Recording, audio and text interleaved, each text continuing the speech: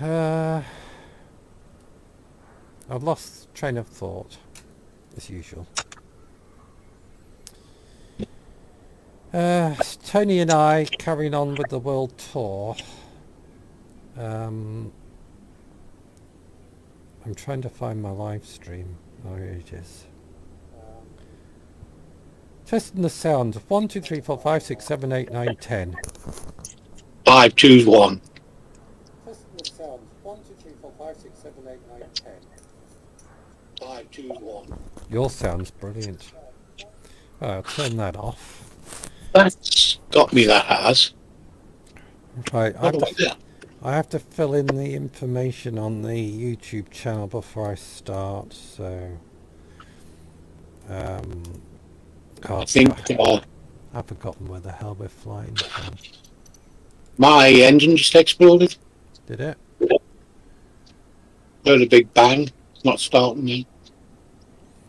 So we're flying from... Oh, this is part... Well, I have to do this first. Part 54. Part 54. World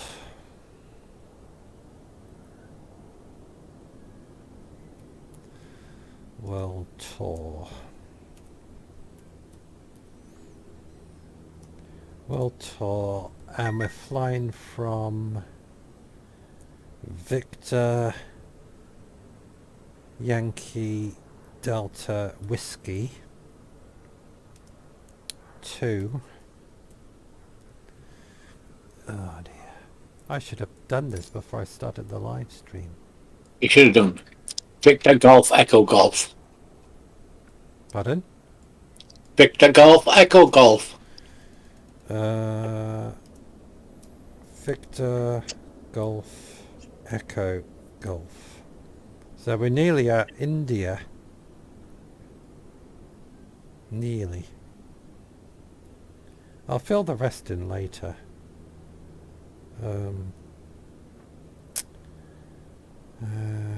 That'll do for now. I'll fill the rest in when we get in the air. What am I doing? What am I doing? I've forgotten.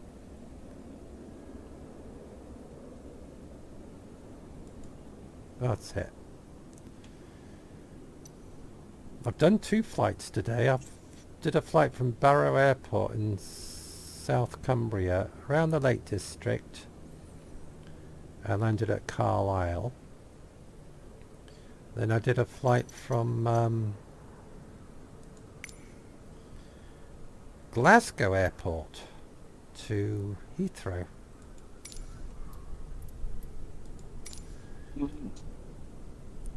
That was in the A320, the Glasgow to Heathrow.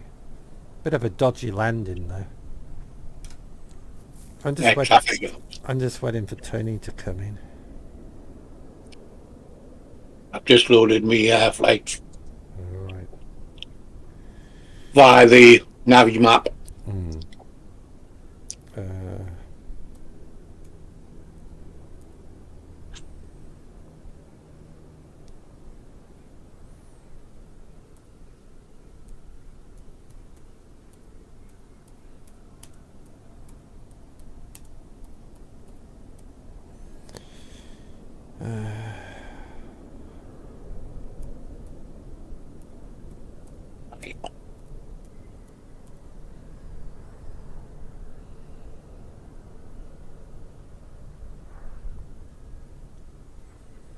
Save. Go back to my channel. Go back Are you to at the end of the runway again? I You're don't know why I put it at opposite ends of the runway. You're at the wrong end of the runway. That's where it just put me. Why didn't you click on this end of the runway? I didn't let it do it automatically. Well, I don't know. Fuel's on, seatbelt's not. You coming down here, or are you just going to take off from that end? You've seen how long this runway is. Oh, it's quite long. Long. It'll take me 10 minutes to get to you. It's a few feet. A few feet. If I start now, it'll take me 5 minutes to get to you. Well, there's no wind, Fine. so just take off from there. Oh, I'm gonna shut my door. Shut that Yeah, door. listen. Who said that? Shut my door. Gary Layson. Yeah. Sorry. Well done. Rolling. Right. And I should be airborne. There you are. Airborne. I haven't even started my plane up yet. Well, I'll land. Or crash.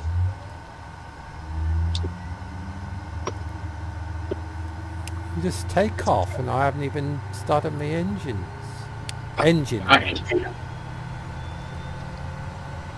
Anyway, this is a long flight. Oh, fuel. I haven't done fuel. Where's my fuel? There. Is that it?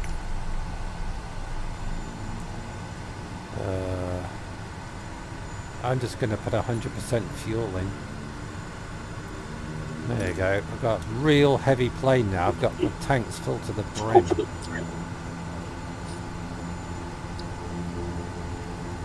Because this is a... I'd call it an endurance flight.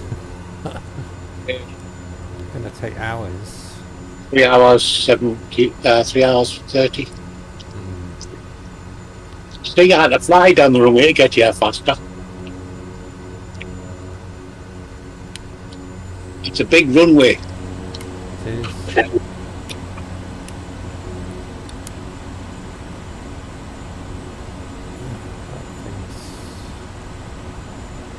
Just check my flaps work. Yeah. What have I missed? Oh, I missed it, I think.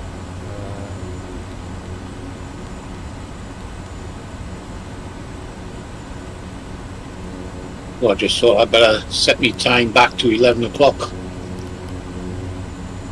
Now, Tony's chosen the airport we're landed at. So, if anything goes wrong, you can blame him. Oh, there he is there, look. I'm just putting me down. He's in that French plane again. Yeah, I've got a French girl next to me. Very nice. She doesn't speak a word of English. Maybe that's a good thing. Yeah. I say put the flaps down, she can stop me.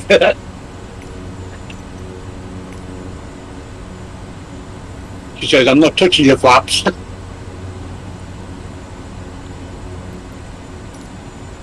These are the jokes, folks. Right, you can take off and I'll follow you. Okay.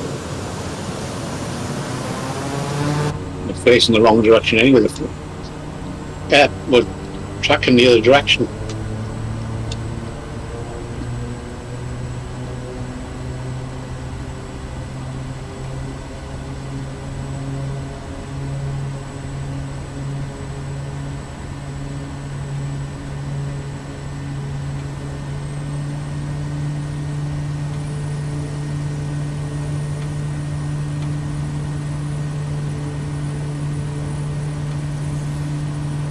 It's been 13 days last time we did a world tour flight.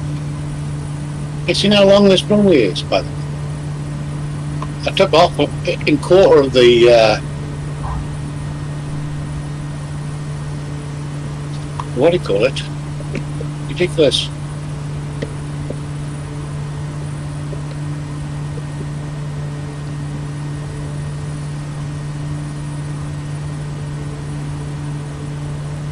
Why is my plane wanting to kill me?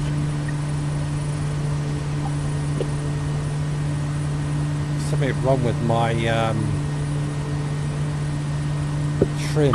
Decimal 2 for Alpha Romeo Romeo. Yangon Center Alpha Romeo Romeo is at 1,000 feet, climbing 8,000 feet. 8,000 feet you want me to go. Where's my flight plan?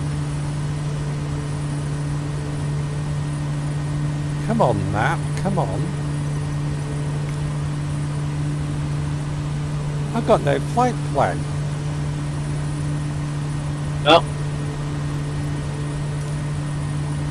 I have no flight plan. No. Why haven't I got a flight plan? I put a flight plan in, why haven't I got it?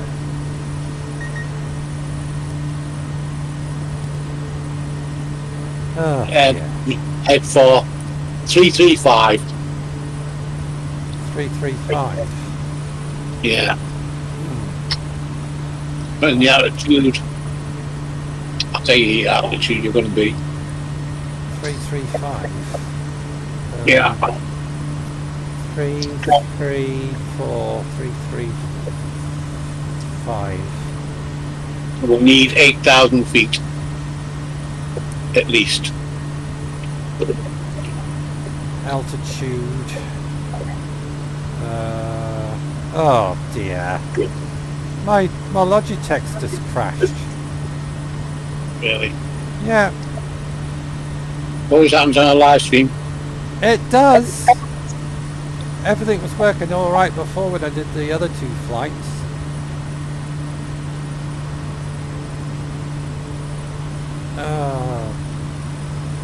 Bloody Nora, I can't believe it's just crashed.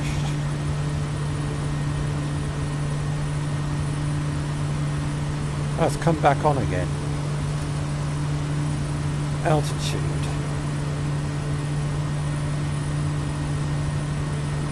2,000, 3,000 feet. That's high enough, isn't it? Oh, 3,000.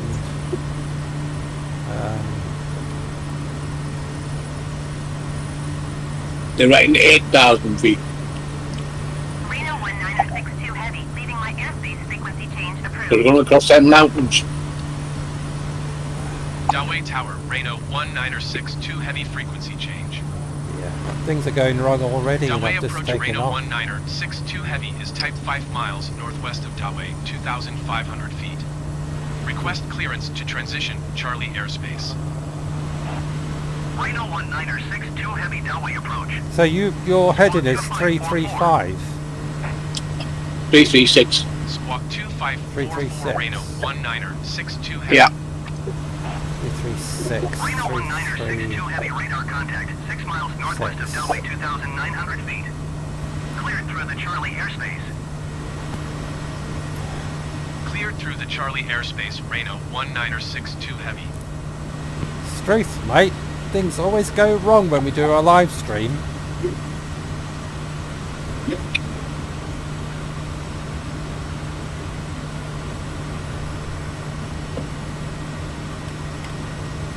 I don't think we've done a live stream that's ever gone right.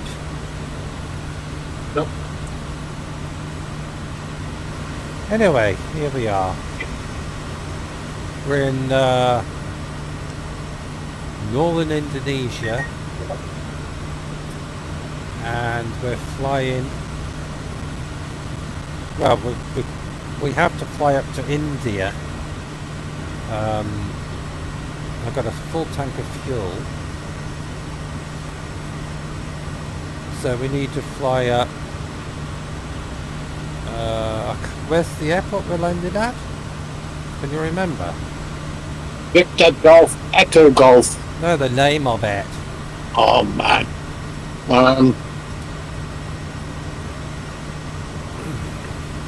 You'll have a look. Victor Golf, Echo Golf. SHAH. Wait a minute. SHAH.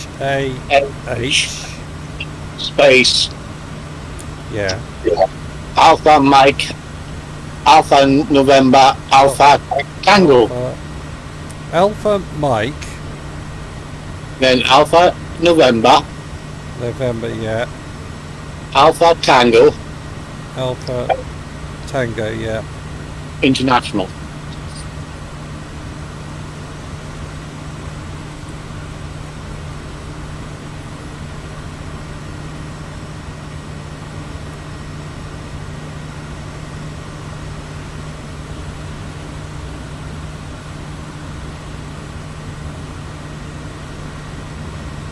Right, I've done it. That's enough information.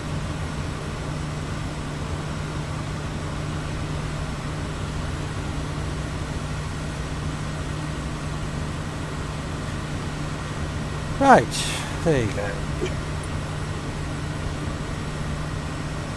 I was going to go out my motorbike today filming, but I took my thermometer outside and it was registering 1 degree Celsius above freezing, and I thought, no, I'm not going out in that. I'll just be grumpy. So I decided to stay in. Got a bit of turbulence here. Right, where are you? Oh, you're over there.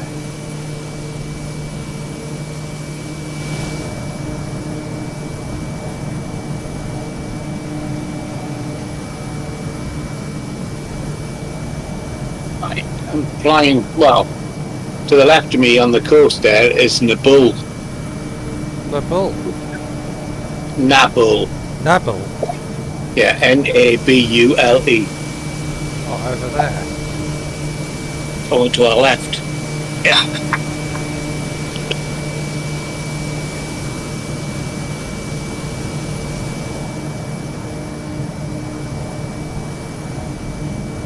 I think it was 13 days ago last time we did a flight, so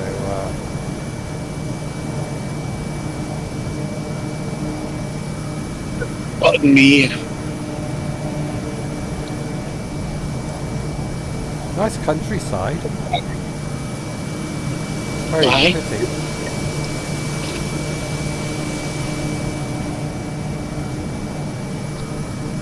I might do start flights around the UK on the coastline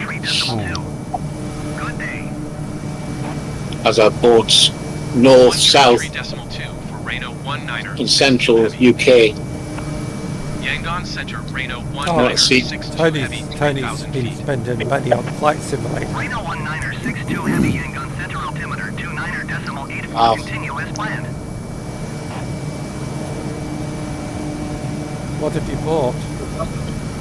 Bought at the southeast of England, central England, and northern. What the hell's that doing like that?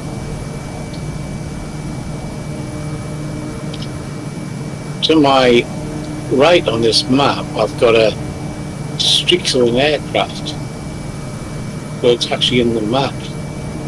What have I bought? I bought a battery for the 360 and I bought a new cable for the 360 so I can charge it as I'm riding.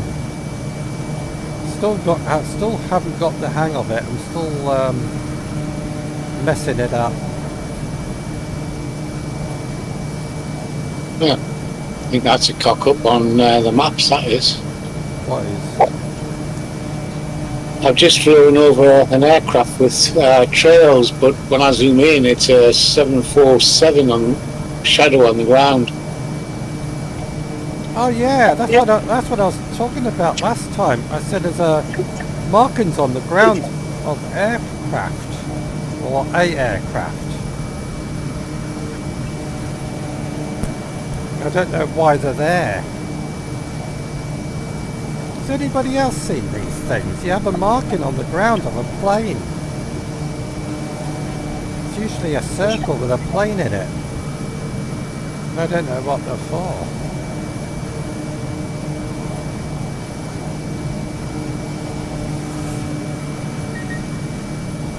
Traffic won't be got 12,000 feet. I don't see the purpose. Well, I'm flying low. Midnight at the minute. I'm going to drop down to 5 against her wishes. Then she'll get upset and she'll kick me off air traffic. Like you normally do. You don't do as you're told.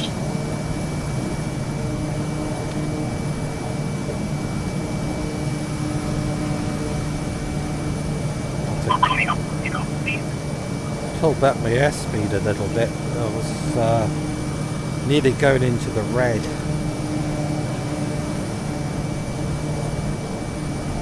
Have you reprogrammed your map thing What map? on your system so you get a flight plan? I haven't even loaded it. The one you sent me? No. And what you want the one you just said you programmed in, but you didn't. Oh no, I'm not going to bother. I know where I'm going. I'm going 336. Yeah, nowhere near the airport. I suppose I could program it in.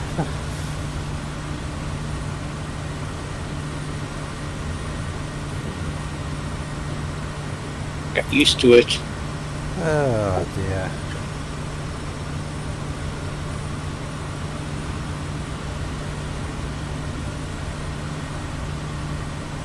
I don't know why I didn't put my flight plan in.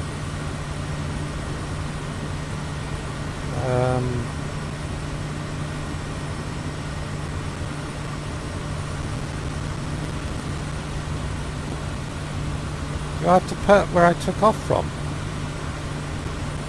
No, all I have to do is put the thing in for where I'm going. Destination new. Yankee Golf, Echo Golf. Yankee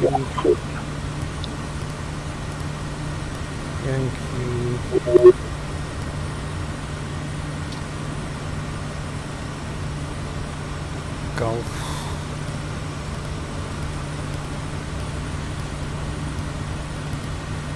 Yankee Golf.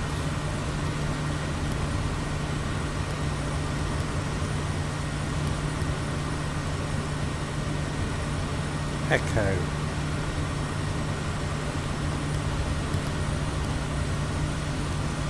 Echo. Golf.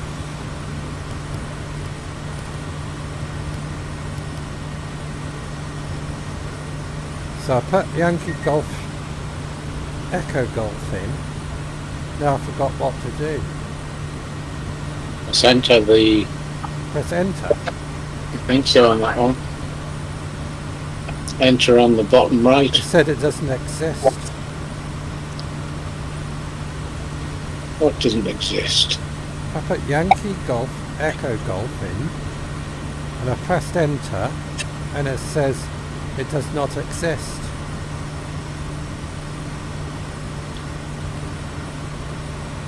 But I'll do you the course I'm doing at the minute. Kilo Echo. Wait a minute, I have to clear that. Oh dear, program menu. Program. Select arrival.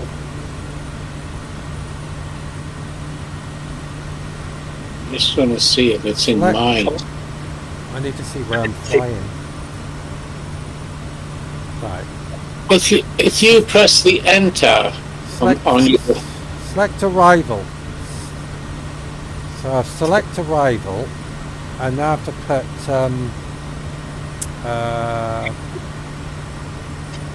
Echo Golf Echo Victor Golf Echo Golf, but that's direct to, and I think flight sim's just back. Oh dear. Yeah. Clear. Yeah, flight sim's crashed. Is it? Yeah.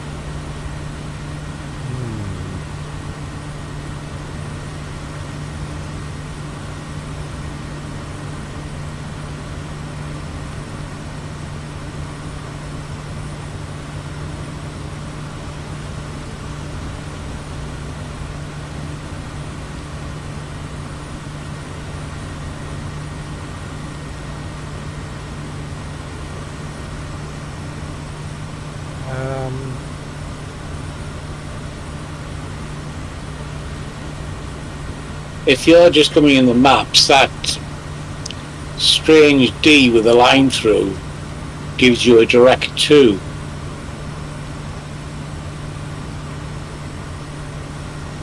The top left button.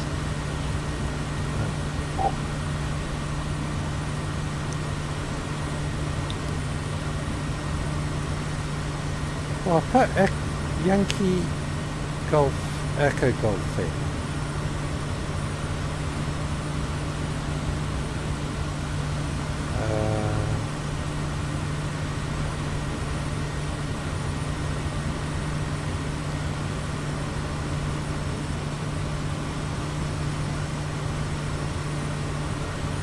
Hi Sel Mac, how are you doing? Sorry, I'm fiddling around with my flight plan because when I took off, I seem to not have a flight plan. Oh, sod it. I know where I'm going. I can fly there without a flight plan. I don't need a flight plan.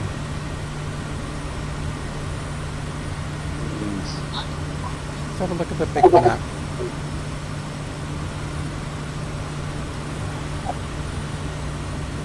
Going up here to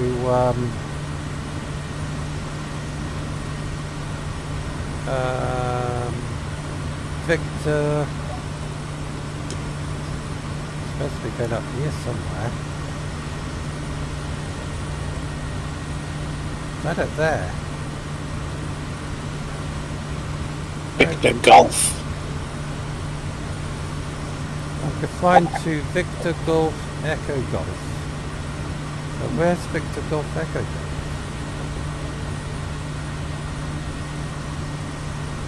It's across the water. I don't know.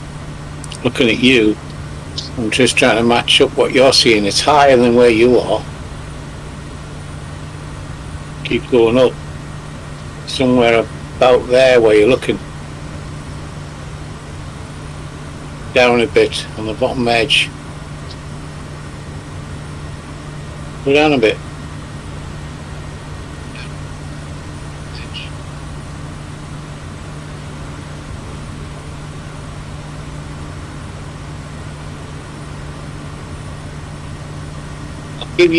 I'll put it on to WhatsApp, approximate position where we're going, if you want. Yeah. Well, I can always land at Victor Yankee Mike.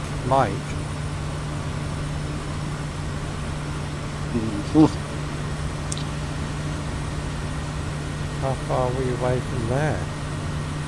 Hey, well, I've sent a picture of where it is on my map. Sorry folks, I'm getting a bit lost. He knows where he's going. He's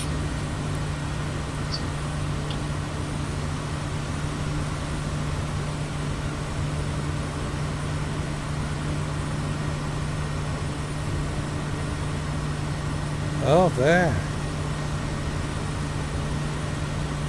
Right, there's the map. The map back up.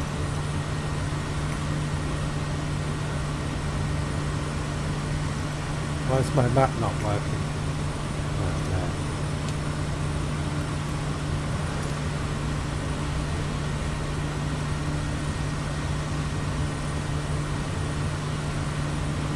So we're flying up to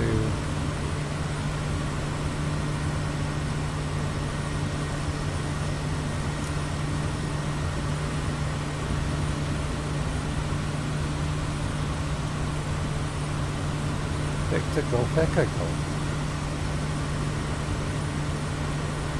Why isn't it showing up on the map? no idea. It's an international airport.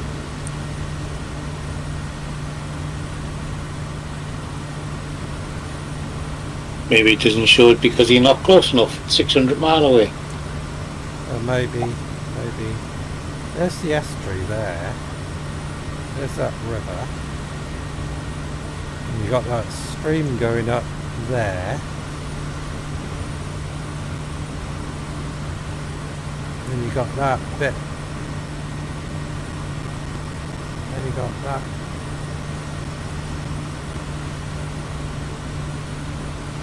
Following. That bit there. Well, it's near there, that airport there. Victor, Yankee, Mike. It's near around there somewhere. But I can't see it on my, oh, what's this here? Oh, it's just a thingy-majiggy. Oh, never mind. I'm flying in the right direction. I think.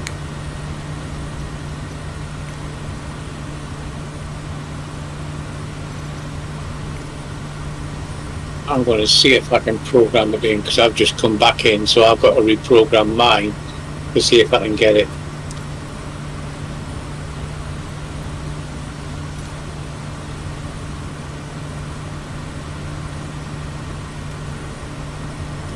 Right, I need to,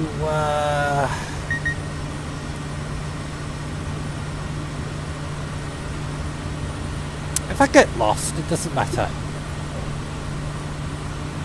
I'm flying in the right direction anyway. My heading is 336. I've just come up with that straight away. Have you? Just program it straight in, it does exist.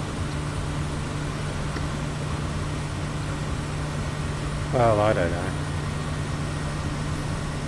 All I did was, under your range, is that only one to the left of menu. You enter the destination in there, activate it by pressing enter, put up your uncle. Well, I tried to put it in and it wouldn't work. I've just done it with hands.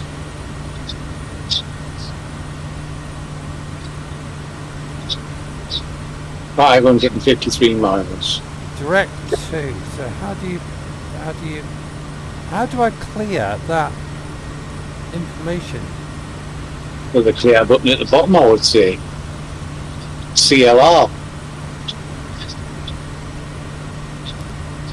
Oh, right, there. Cleared it. Right, I'll put in where we're flying from and flying to. No. You click the one next to the menu, which is the D with the arrow through. It looks like a bow and arrow. Yeah. Press that, and then enter it in, and it says direct to, and put the information in there. Right. Vic- Victor. Right, I'll do it again. Oh, Victor dear. Golf, Echo Golf, Chittagong, Victor. Golf, Golf. Echo Golf.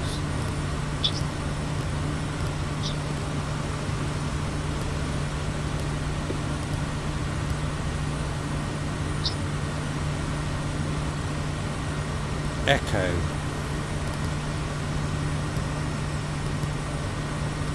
Echo. Yep, wrong way. Golf. Now press the enter. It'll go down to activate, Press enter. which is the ENT bottom right button under PROT. Activates flashing, then I press what? ENT again.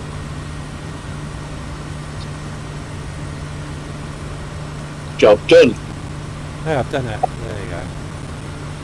Well, I did that before and it wouldn't work. You did it wrong. No, it didn't. Well, it would have worked if you did that the first time, so you must have done something wrong. I.e., you must have pressed another button instead of enter.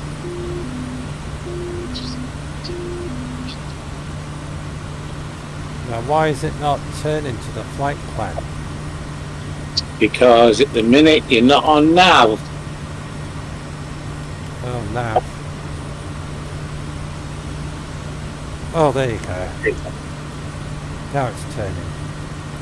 See? You're hard work sometimes. Friggin' Nora. She's got now to do it. She's quite happily sitting next to you. Who the hell would want to be a pilot, for God's sake? Easy when you know how. Yeah. Well, how long have you been flying flight sim? More than 15 years, I would think. Well, there you go. You've been doing it for 15 years and I've been doing it for 10 seconds.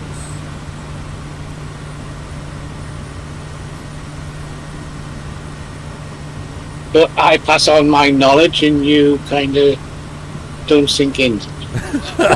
Don't sink in, you cheeky bugger. Sometimes it does.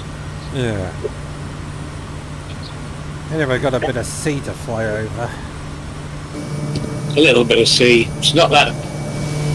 It's what the Americans call a pond. A pond, yeah, there's Tony over there. The other side of this pond is Pathin and Magwe. So we're in northern Indonesia and we're heading towards India. And we've got to fly all over India and the Middle East and North Africa and up to Spain and might fly into Portugal, I don't know. Might fly into Portugal. Up France, back into the UK and land at Newcastle Airport. Is it Newcastle Airport? It is. So we're still a long way from Newcastle Airport.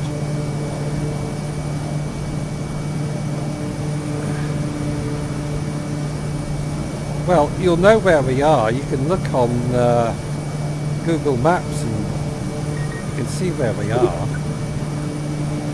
Miles away from Newcastle. Isn't it a power aircraft?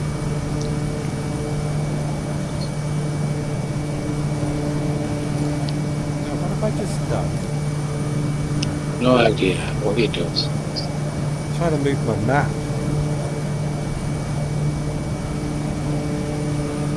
Right, we got it on real weather, and it's on.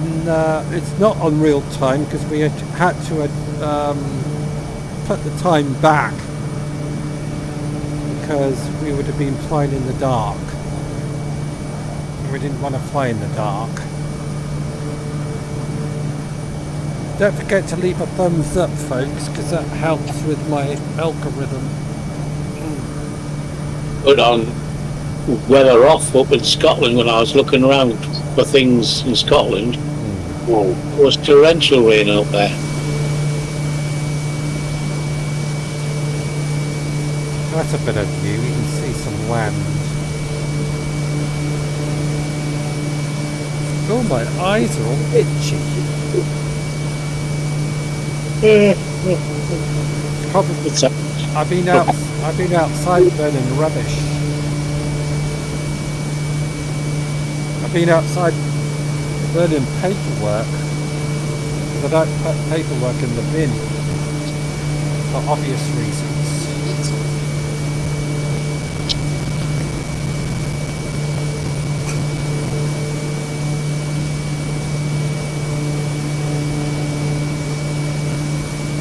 What's your airspeed? I'll tell you in a second once I've got logged into, I think, 123. I'll have to slow down a bit then, or you're not going to catch up to me. Put a little bit of throttle on. It's just that my engines were in the red. I've dropped my airspeed so you can catch up. One of my throttles was in the red.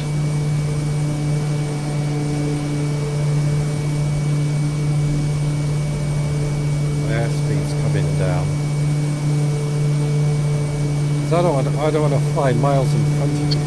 I mean, yeah, miles in front. So I'm down to 133, 132. 155. I'll leave it at that and you can catch up to me. So I'm at 123 129 knots.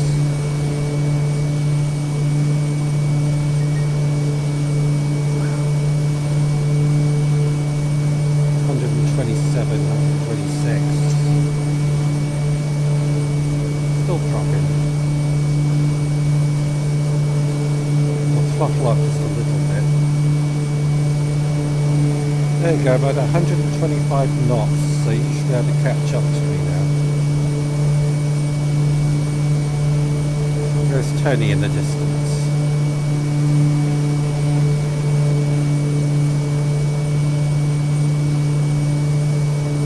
So I'm right between 125 and 126 knots exactly.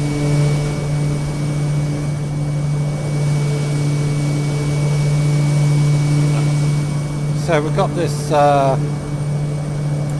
bay, big bay to fly over.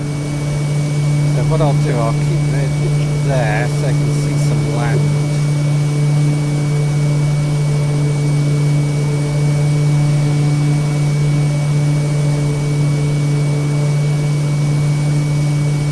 So I was actually going to go out today on the motorbike filming, but I went outside with my thermometer and it was registering 1 degree Celsius, and I thought, I'm not going out filming in that. I'll just end up cold and miserable. So I charged all my batteries up, got all my stuff ready, and I never went out. I was going to do from, I was going to go and ride the bike up Rhino's Pass and Hard Knock Pass, and I thought, nah, it's too dangerous. Because we've had a lot of wet weather, and there'll be water going across the road, and the water would have frozen, there'll be big ice patches, and I thought, I'll just end up coming off the bike and injuring myself. Broken leg or broken arm or something. Then the Northwest Ambulance Air Service would come out and rescue me, then my bike would be on the side of the road somewhere, and all my bike equipment and everything, and I thought, ugh, it's not worth it.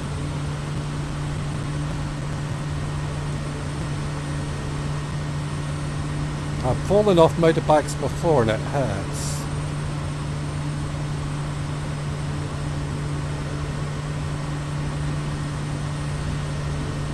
Came off a bike and I was only doing 10 miles an hour, and I broke my little toe.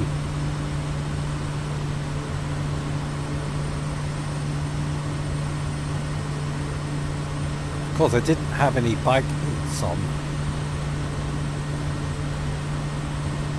I wasn't on the road, I was flying around a field on a scrambler, and I hit, I don't know what I hit actually, the bike went up in the air and I landed on my left leg, my left foot, and I broke my toe, and I got a twisted toe.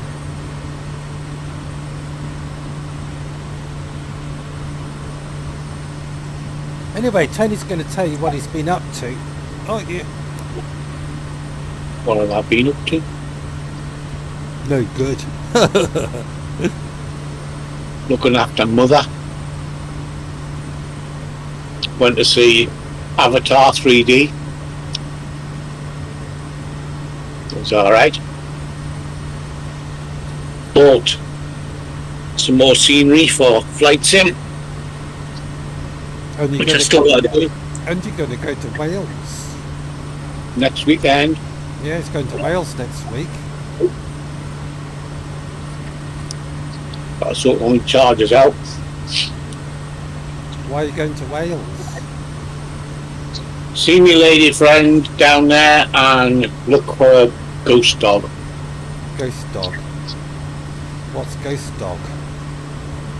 A dog that's been seen in this pub with red eyes. A dog in a pub with red eyes. Wow. Ghost dog. Is the pub Yeah. near your girlfriend? Not far away. What's the name of the pub, or can you not give that information out? Not found out yet. Not found out. Probably do a video of it when I get there.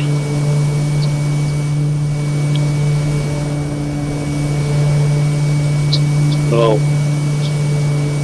we'll probably get up into the mountains to do UFO hunt as well. But I'm not far. I don't want to be that long because I'll have to leave the cat for 3 days. Can't you get a neighbour to go and look after your cat?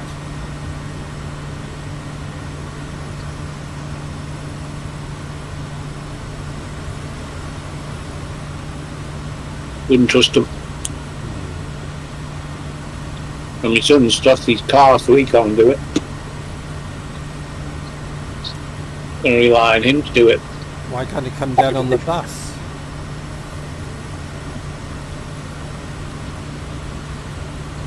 He doesn't like public transport. I hate public transport. Sorry, but I do. I hate public transport. I went on a train once from Penrith to Bristol, and it was hell on earth. I thought it was a direct train, and I had to get a train from Penrith to Manchester. Then I had to change at Manchester, and I had like 12 minutes to get off the train, find the platform for the other train to Bristol. And the time I got to the other platform, the bloody train was going away. So I had to go to the ticket office and say I've missed the train. And I had to get another train from Manchester to Birmingham, then Birmingham to Bristol, and it took me hours and hours. By the time I got to Bristol, I was right piddled off. Then from Bristol, I had to go to a place called Flown, or whatever the place was called. I had to get a taxi that cost me 55 quid. Because there wasn't a bus or a train to get there. And the reason I was going there is to buy a van. And this guy said this van was in excellent condition and it was a Volkswagen Transporter. And I got there, and honestly this van was a heap of junk. I looked under the engine, there was oil dripping all over the place. He started it up, the blue smoke belching out the back. And I said, you're joking? I've come all this way to buy this van, and it's a heap of bloody junk. He said, oh, it's not my van, it's my friend's van. So I said, I'm not buying it. I said, it's a heap. So I had to get a bus from there to Bath, then another train from Bath to Bristol, then back up to Penrith. And all that cost me nearly, well, how much was it? It was about 300 and... I think I spent about nearly £400. I wasn't very happy. And the train was awful, because I'm quite lanky, and I was uncomfortable, and it was just miserable. I'll never go on another train again. It was just horrible. It's alright if you're short and you haven't got big long legs.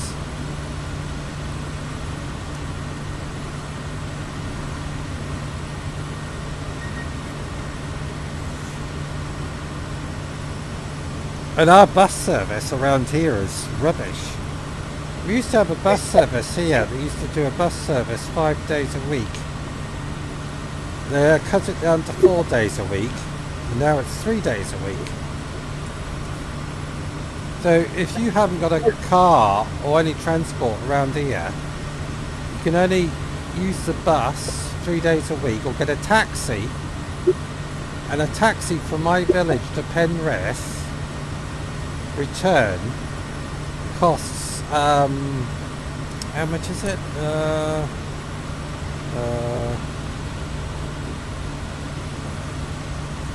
It costs, I reckoned it up a few weeks ago.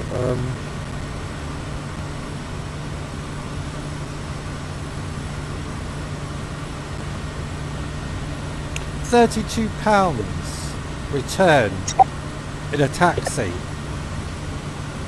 and that's roughly about how many miles is that? That's £32. We'll say 12. Wait a minute. Say 13 miles. £32 to go 13 miles.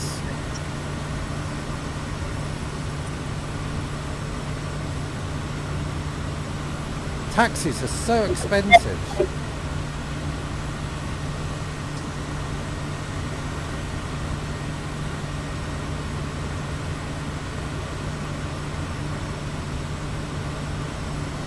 But that's what happens when you live in rural areas and you don't live in towns and cities. Everything's so expensive.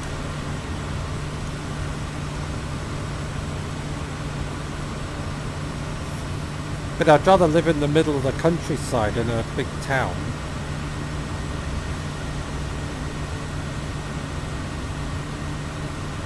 I don't like living in towns or cities. They're horrible.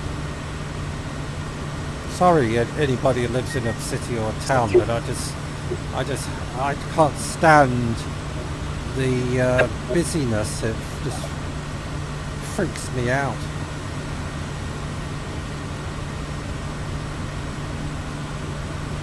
Too many people. Don't like crowds. Crowds give me what's the word? Anxiety. EVGBs. EVGBs, yeah.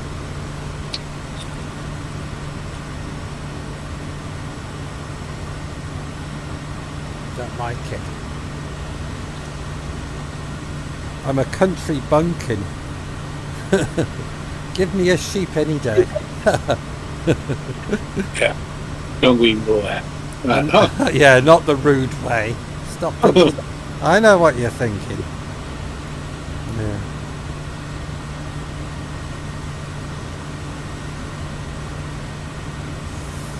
No sheep shagging around here. That's where I came from, Australia.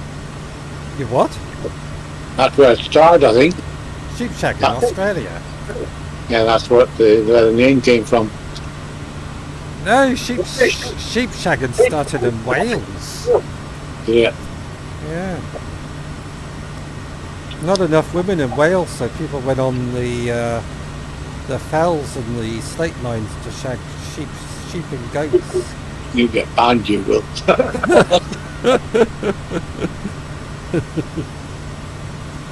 It's like what I said before. The girl next to me is French, doesn't speak a word of English. And I said, put me flaps down, and she went, slapped me face and said, no way! Put your flaps down, honestly.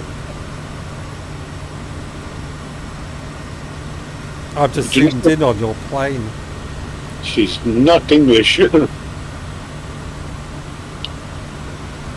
you look at my channel, you'll see your plane.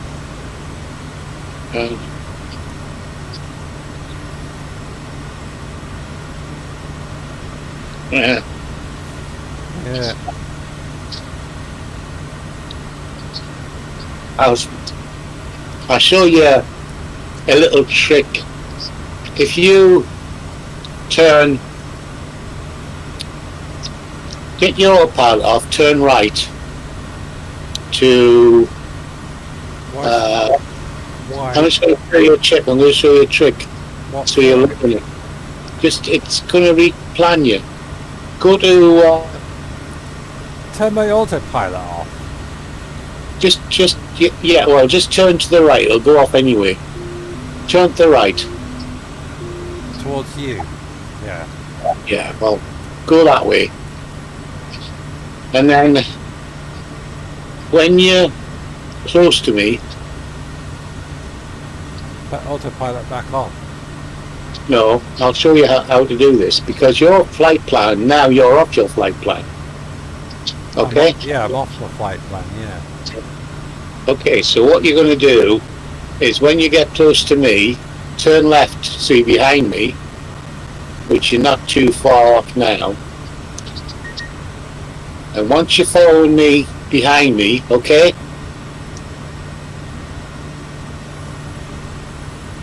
All I need you to do now is you go into your panel where you did that, enter your, the destination. Yeah. Next to menu, press that once, and then press enter twice. Press menu once. And press No, not the menu, the D, the one left of menu. Press the left arrow. The arrow, press that. that, and then enter twice. Yeah, I did that. And now you should have a new flight plan. And I put it back on autopilot. Yeah. Well, naval heading. Your aircraft's turning. I know it's turning. I've got it on heading. Okay, well, put it on nav. I've got it on nav. Okay, what's going to happen now is going to cruise to where you put that new program in, which is behind me, and straighten you up behind me. Yes, it has. There you go. But there's Tony there, like right next to me. Hello, you. See? Easy, wasn't it? Yeah. That's pretty close. But that's what you can do. If you're going to do what you normally do when you're over an area, you say, oh, what's that? And you go off a flight plan, you go left, and you go down to have a look at the boats or the churches or wherever, yeah? Yeah. Once you finish doing that, you go back in your flight plan, you do that. If it's been programmed in the aircraft, you press that one next to menu once, it brings it up, enter twice, and it'll do the flight plan from your present position. Are you expecting me to remember all this? Yes. It's what you've just done, so it's worth it. But that's the easiest way to do it.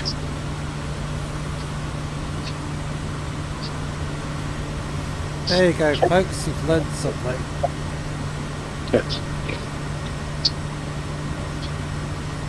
I don't know if it works that way in real aircraft like, but it should do.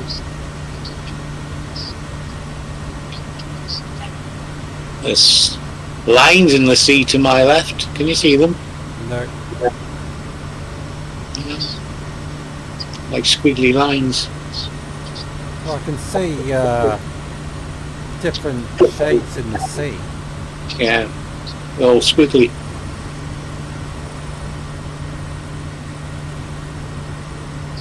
I've got a yellow alert because you're close to me. If you look at your dash. I don't have a yellow alert on mine. Yeah. I've got a yellow... It's a triangle. Yeah. That's automated collision. Is it? Yeah, you're close to another aircraft. You can't distinguish. Well, why doesn't your alarm go off? It's... well... If you're not looking at your dashboard, and you've got an autopilot and you're asleep... well, yeah, I mean, you shouldn't be asleep.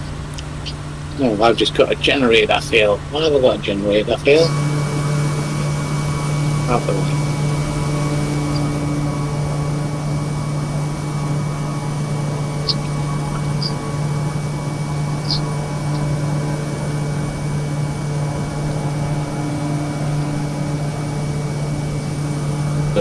got the generator working. Cool.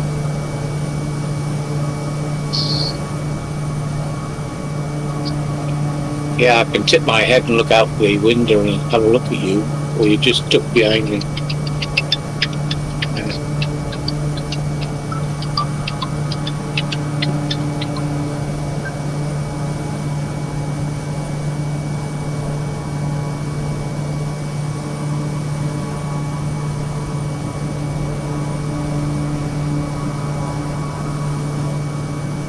I think that's the closest we've been for ages.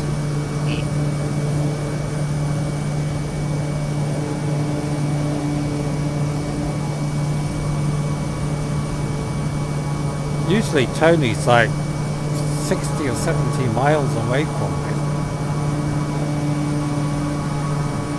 Indeed.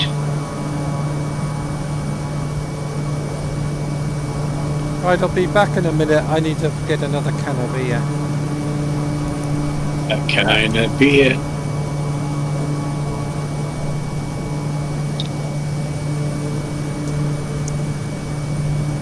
He's in autopilot.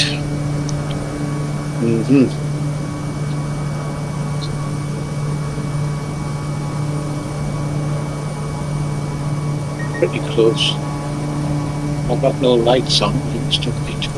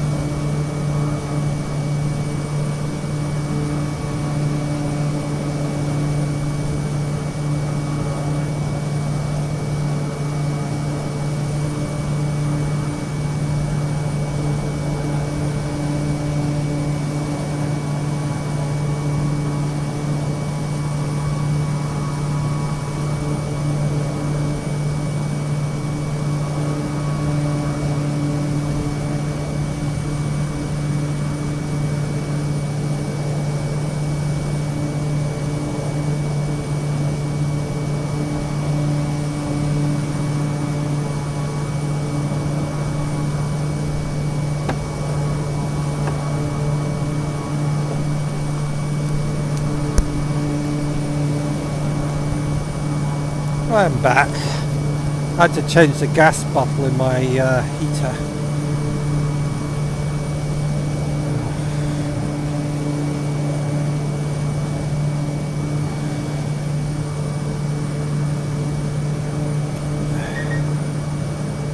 Bloody cold outside. Feel it. It's -3.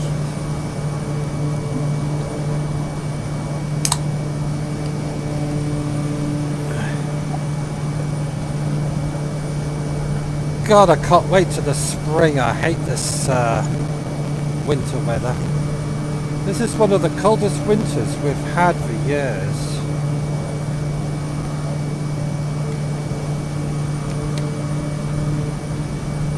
Usually our winters aren't this cold. But this winter's been pretty chilly, especially December. December was awful. I think the coldest night we had here was -14.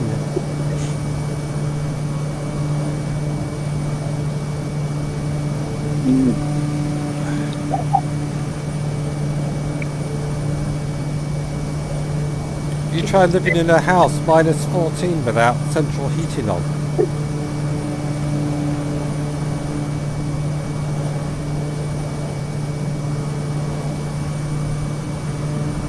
Because I'm heating my house with candle heaters and gas bottles. Because I refuse to have a massive electricity bill at the end of the month.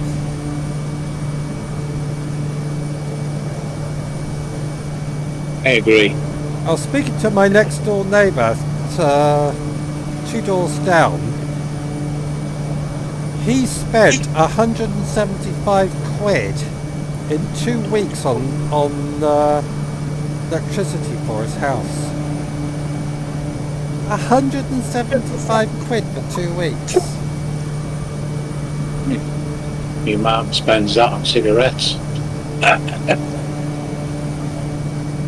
My last electricity bill for a month was £67. Beat you. Mine was 29 quid.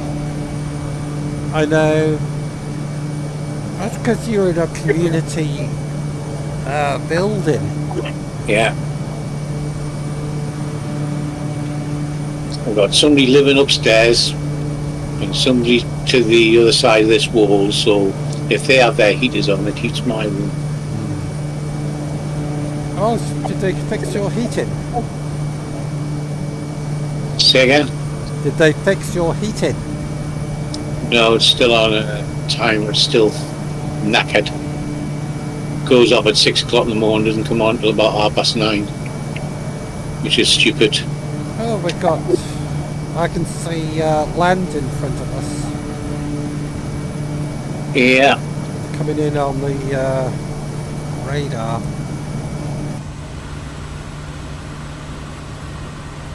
Yeah.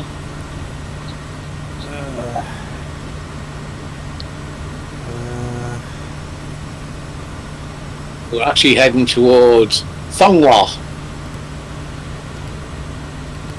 So there you go. There's India. Actually, where we're going, isn't that part of India? It is. It's actually the location's in Chattogram, Bangladesh. Yeah. The airport is, anyway. I'm just seeing if I can get some information on the runways.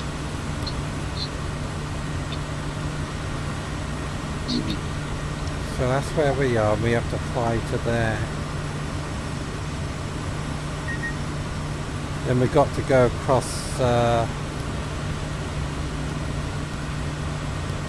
Then we got to fly across India and the Middle East.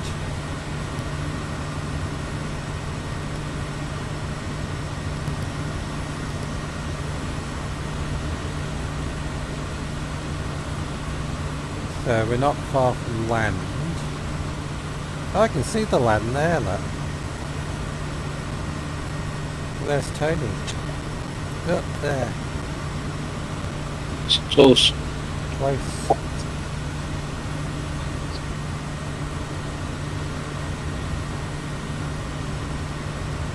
So this is flight number 54. 54 flights we've done since we left England.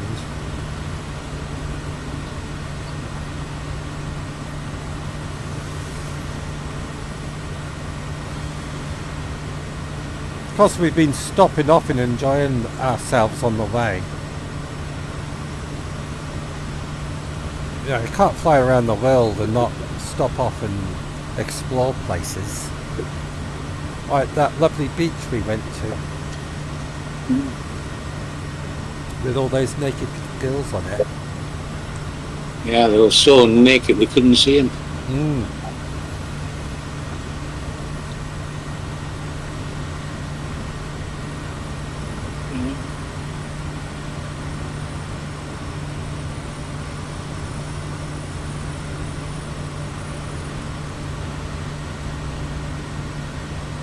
We stopped off at some nice fishing villages and had some nice food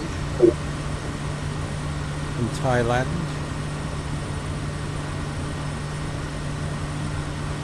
And when we were in Australia we had kangaroo tail. Been jumping for joy ever since.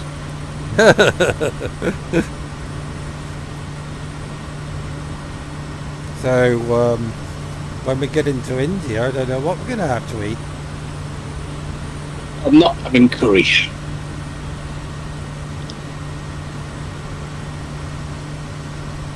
I'd love a cup of tea. Indian tea. Yeah.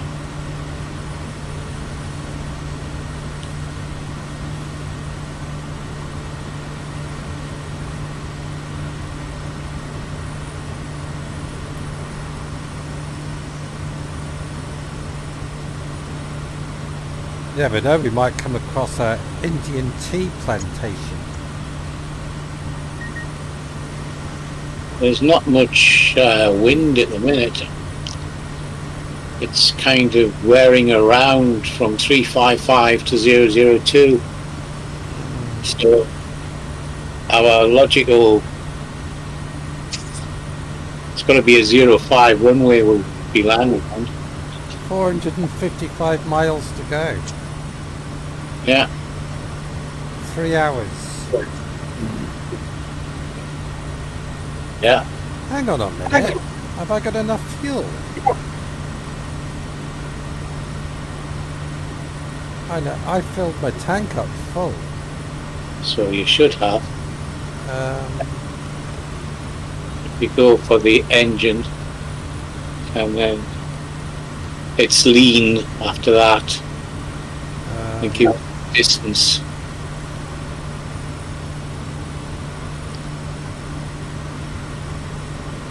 I've got 458. oh dear, I've forgotten how to change it. Go back. Go to lean, engine, lean.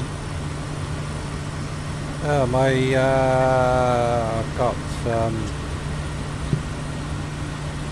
846 miles. The fuel calculations at the bottom range in nautical miles.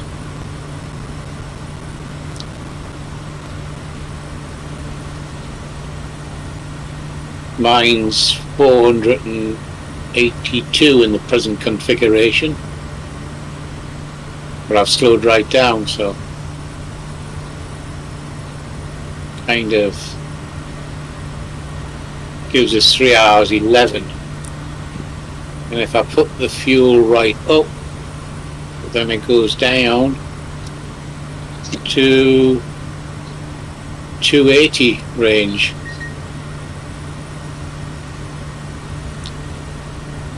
I will take a chance. Right next to you. Let's see. You can refuel my aircraft in the air.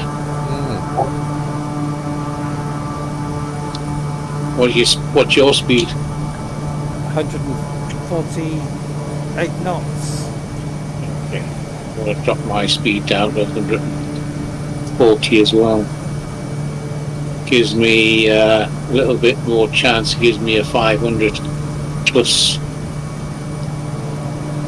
I can see land. You can.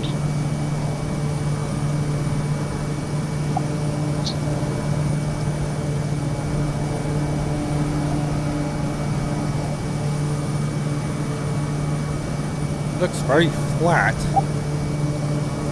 469. About 20 miles further on than where we're going, so I should just about get there. This will be the longest flight we've ever done, you know. Yep. We did some long flights when we crossed Canada. Yeah. But I But think then we couldn't find anywhere to land. no, it's just northern Canada. There's hardly any airports anywhere. I think the biggest flight we did was 347 miles, and that was over Canada.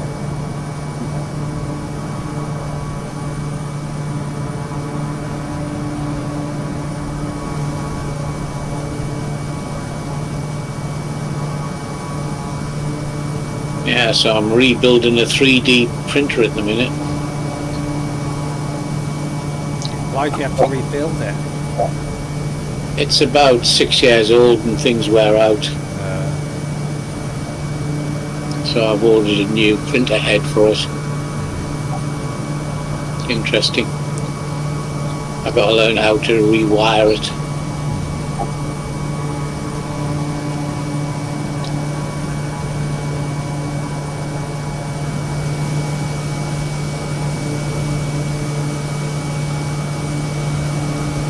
So it reckons you're 1,000 feet below us. Well, looks like I'm level with you. I've pressed button B though. Oh, there you go.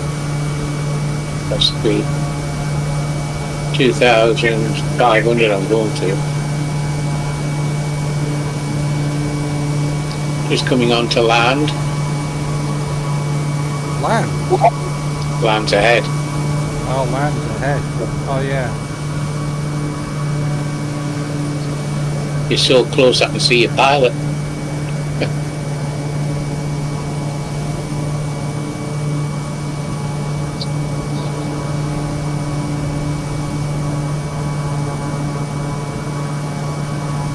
I'm trying to stay level with you.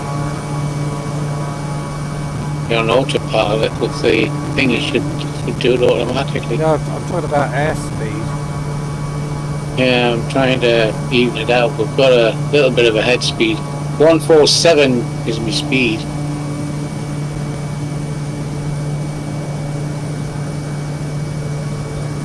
I'll try to go to 147. I'll nudge my throttle up slowly. See if I can get it to 147.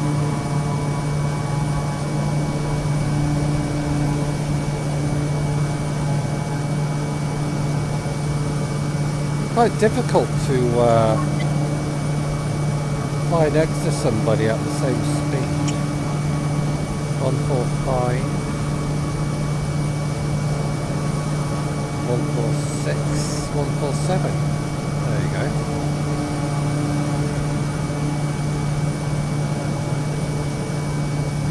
Well, 146. Throttle up a little bit more.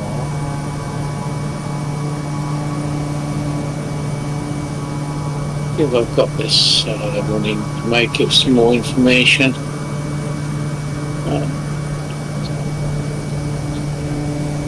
I haven't watched Keith's video yet. How long? I don't mind long videos. I don't know why people go on about long videos. I watched a video the other day. It was 3 hours long, but it was so interesting. If it's interesting, I'll watch it. Even if it's 3 hours long, I'll watch it.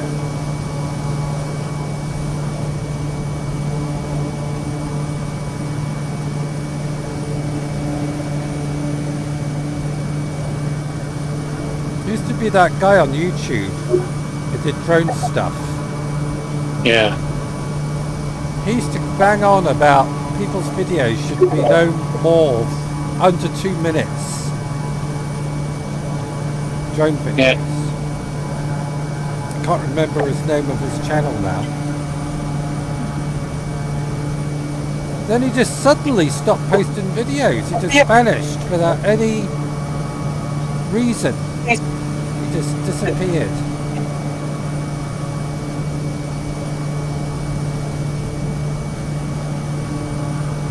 Maybe he got cheesed off with YouTube, I don't know. I know, but if you're going to not post any videos anymore, maybe you should just say, look, I've had enough and this is my last video. The thing is that when I go out with a drone, it's kind of finding something to film. You know, I took the my last video I put up had the Insta360 on the top of the drone, so give that perspective. And I was down Blythe yesterday and the skiers were out, or the waterboarding rather, so I filmed them and the new buildings at Blythe. I've got to edit that and upload it. So I did a couple of trips like. Mavic Air did very well. Not the Mavic Pro rather. Well, I was searching on Google Maps this morning, thinking, oh, where can I go, or and what can I film? And I came up with a few ideas, but it was just so cold outside. I thought, no, I'm not going to go out and freezing myself to death. There's a lot of cloud in front of us. It's like fog. It does slow down, isn't it? We might be above that, but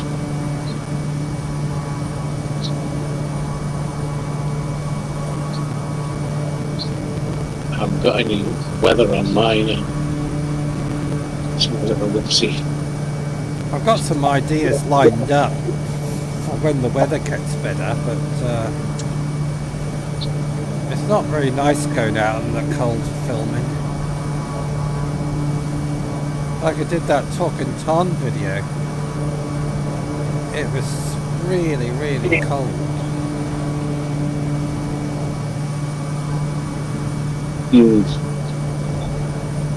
See, I have no drone footage left at all. Well, I have got a video, but I don't really want to post it because I don't like it.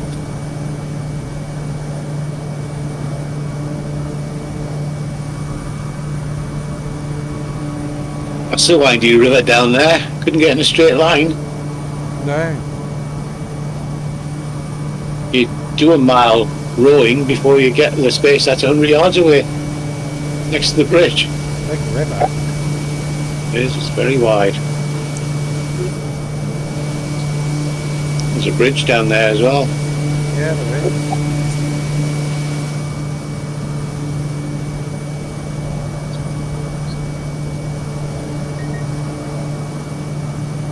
Yeah, coming up on that weather front.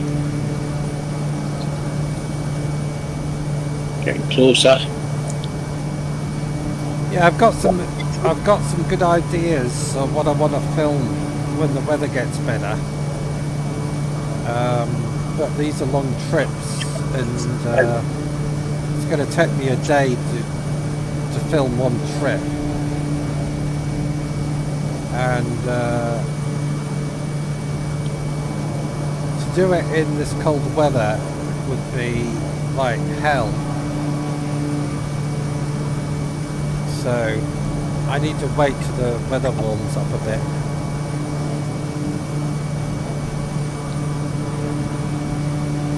Because you have to remember, if you're on a motorbike and it's only 1 degree above freezing Celsius, and there was a wind, so you can say it was 0 degrees.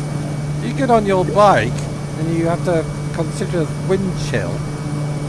You'll be riding your bike and it will feel like -7. But I thought, no, I'm not riding around on my bike in -7 temperatures. Good day. 119.7 Reno 19.62 heavy. Amanat approach Reno 19.62 heavy, 2,500 feet.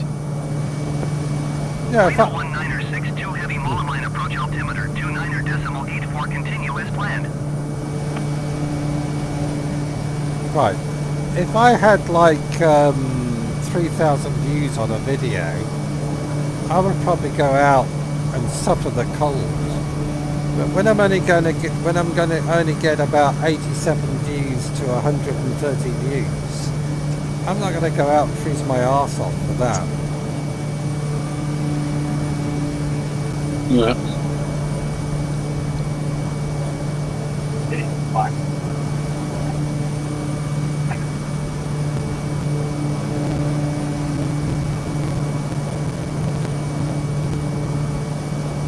And I was watching this channel the other day. Honestly,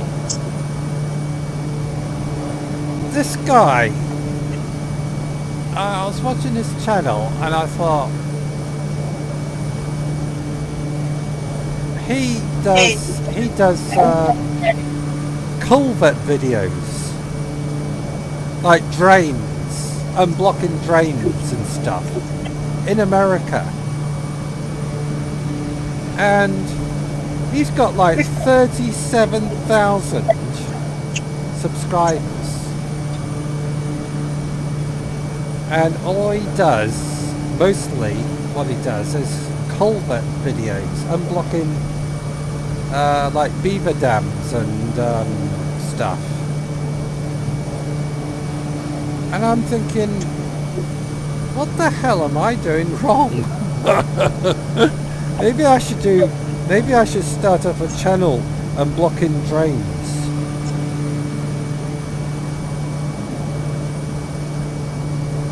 You did one with candles.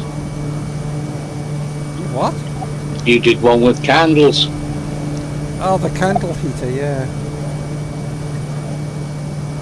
I did this video of a baked bean tin, a candle heater. I've had nearly 3,000 views on that video. Then I do a drone video. That's, You get 12. I would say that's pretty good as drone videos go. And I have like 127 views on it, thinking it's a really good video. And I post a video of a baked bean tin heater and I get nearly 3,000 views. It doesn't make sense. It just doesn't make sense. Another big river off to our right, left.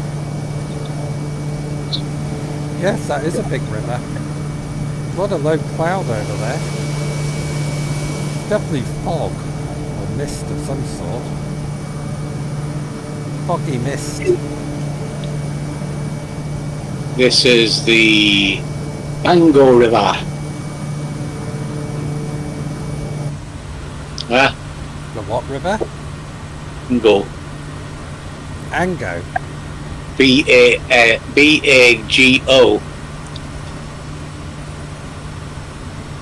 Go.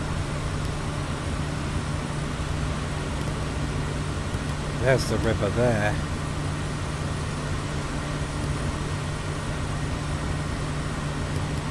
I'm going to have to slow down a bit because I'm losing you. I'll just speed it up. Just keep at your speed. I've throttled that. So that's how far we've got to go from there to there.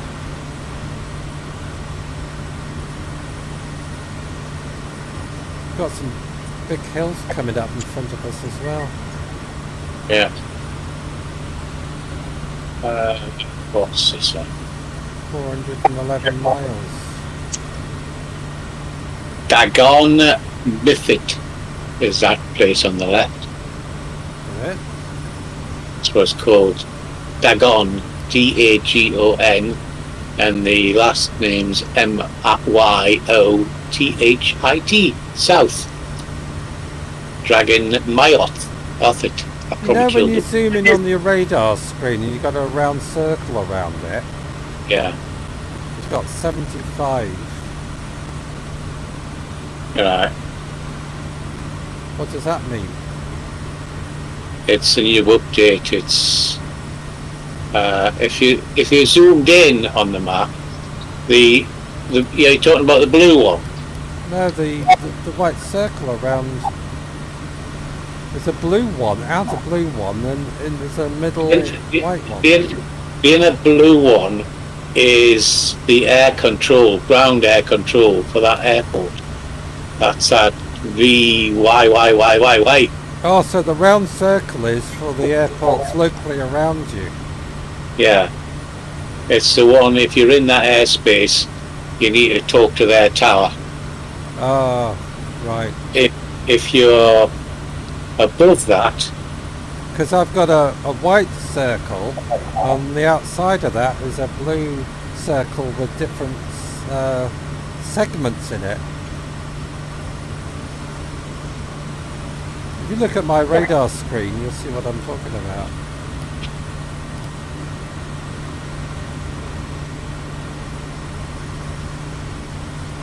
Into at the minute. The white circle, then the next to the white circle I've got a blue circle. Then I've got a square box and these other segments in front of me. Well, the white circle is the radar from the nearest airports.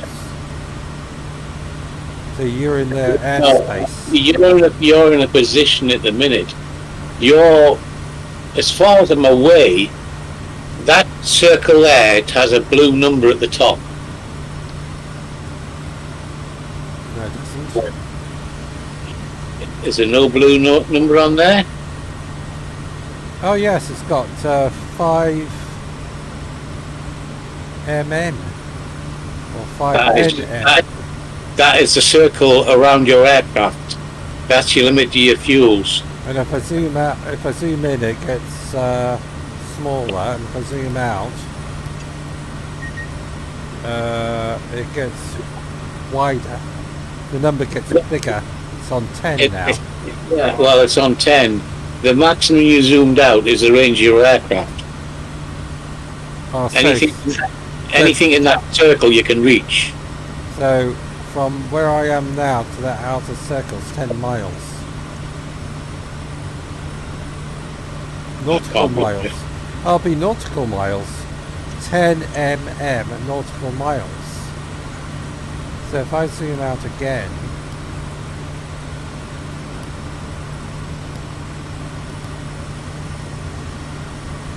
oh, it's 4. Oh, I see what it's doing. Yeah.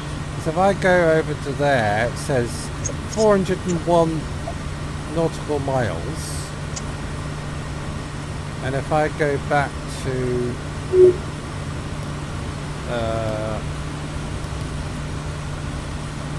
there, it's got 400 nautical miles.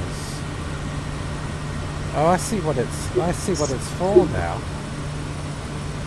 So on there it's got 400 nautical miles, and on there it's got 400 nautical miles.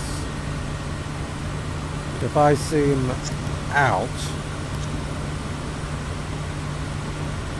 it's got 1,000 nautical miles from where I am to there. Yeah. Yeah, So, I just learned something. there you go. Always learning. Yeah, always learning when you're doing Flight Simulator. But I still want to know what those blue... The blue circles are the close to the airport ground radar, aircraft that are flying into the area. Oh, I see, because it's like a cake. Yes. So you got you're- VLSA. Yeah. the outer side of that cake is the widest. So when you're flying into that cake, it narrows and narrows and narrows to the airport. Yeah. So these are cakes, basically. So if I zoom in more, there's an airport there. The Victor Yankee Hotel Bravo, and you've got this cake, and you fly into that cake, and when it gets narrow and narrow, you're coming towards the airport. It's an upside down wedding cake, as somebody put it.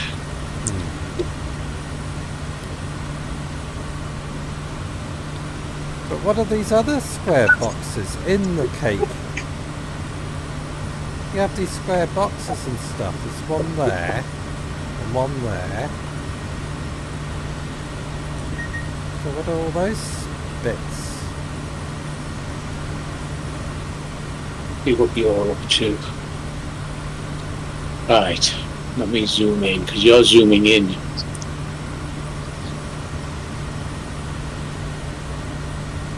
Got lots of weather around, I know that much. You have cakes, but you have, in those cakes, you have square boxes. Yeah, like the cake's been cut up. Yeah. Those are bearings for taking off to the airport. Oh, right. Because I can see outer markers, the triangles. Yeah, well that's, as you know what they are, they guide you in. Yeah. So if I zoom in closer,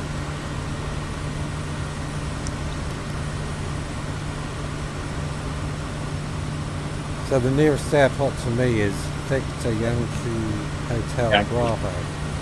Good.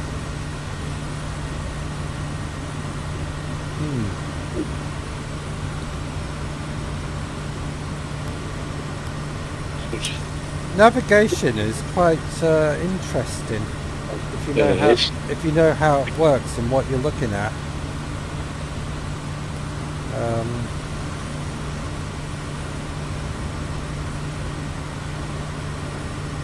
It's a completely different learning curve, isn't it? It is.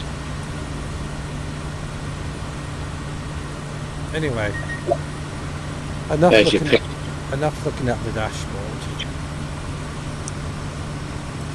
I'll say you can learn a fair bit if you're going to do navigation on how things go.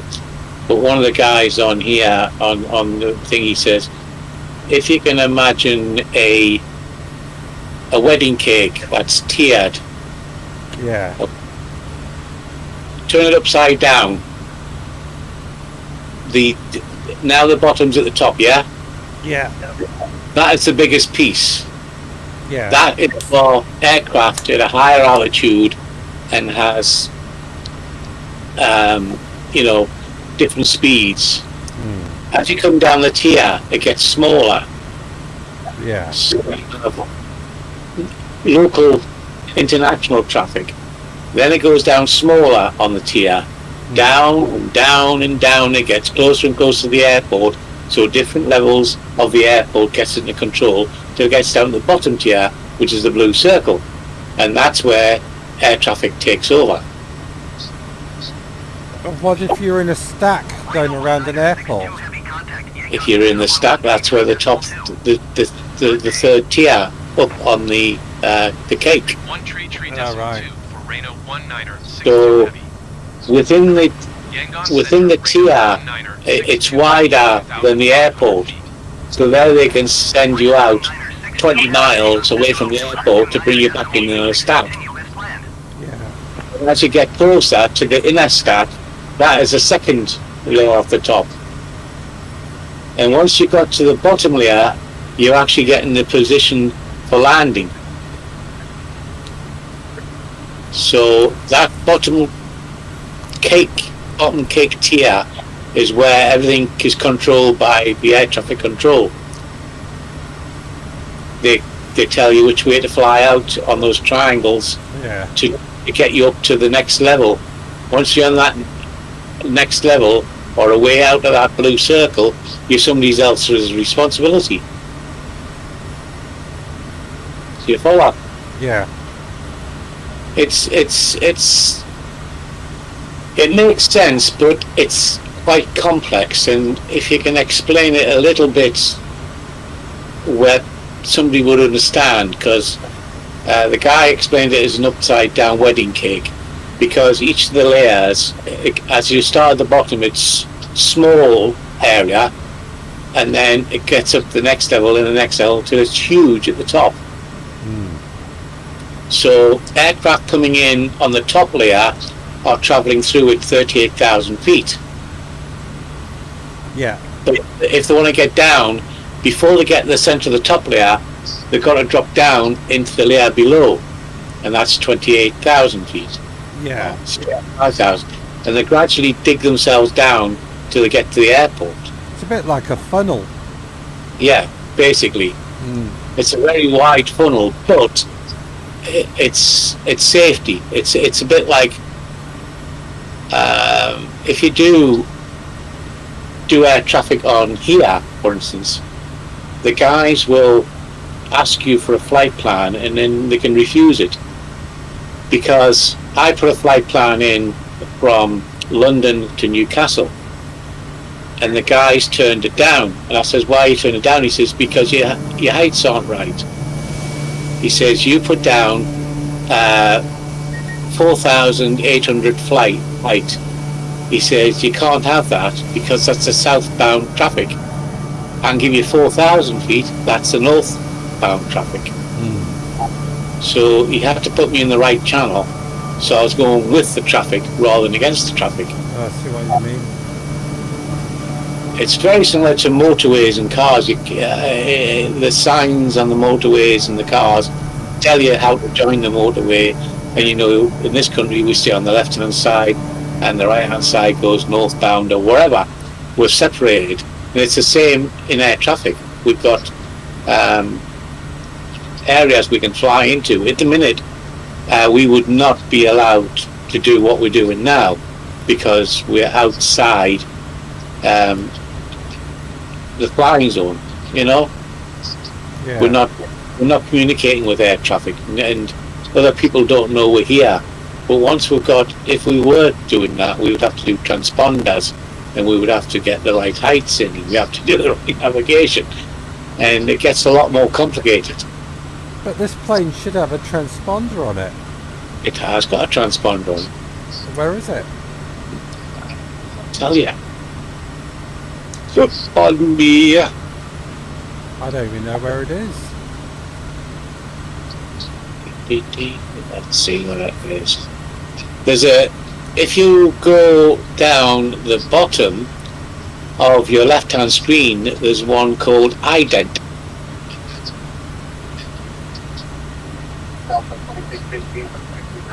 At the minute, I am identifying as 0477. I can't see anything. That. Ident is on the bottom.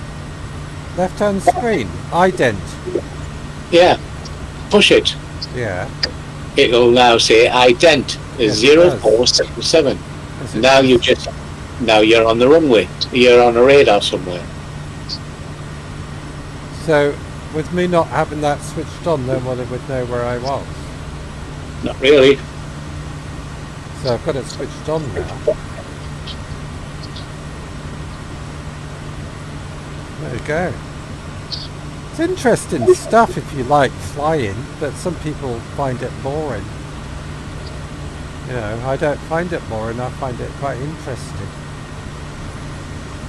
My father wanted to fly us back from New Zealand back to the UK in a Cessna. That's a little bit of a distance. And we said, no way! You're not flying us back to England in a Cessna! Are you crazy? We'll all end up dead.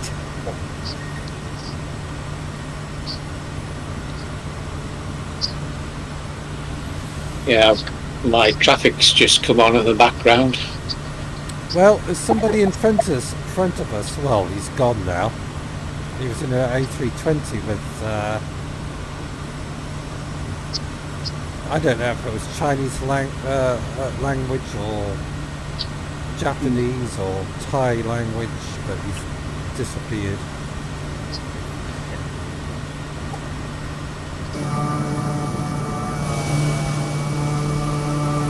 There's Tony right behind me.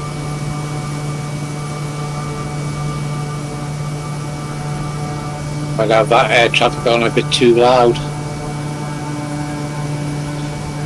When he comes in. I can't hear your air traffic. No? No, I can't hear it.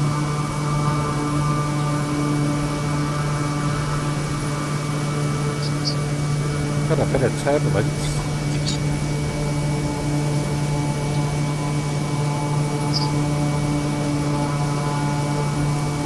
Just having a look on here.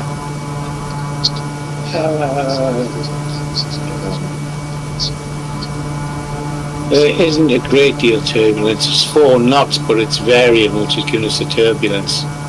It's running between.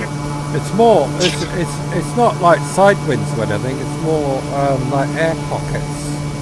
Yeah, well, it's running between 348 and 353. So it's got a left and right hit on us.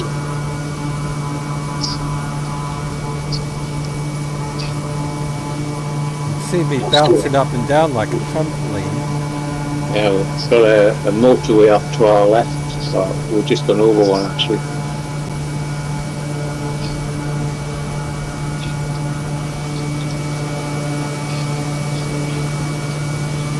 Can't see it right away.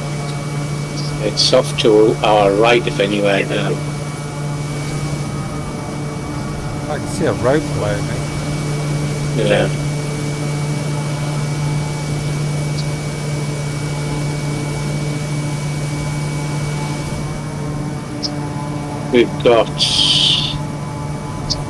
We're just coming across a county-state line, you might say. There's those big hills Sure. in front of us. Yeah, it's coming up to a border. We're just crossing a border.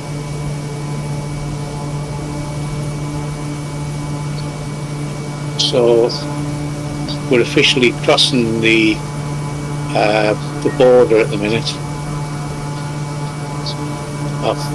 I didn't even show my passport.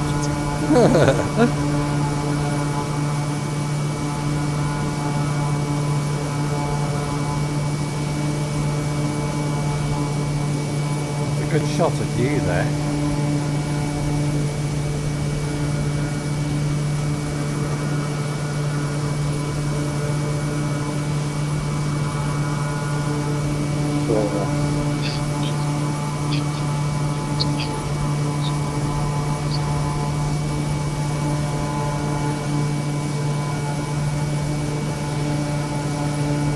I'm exactly at 157 knots.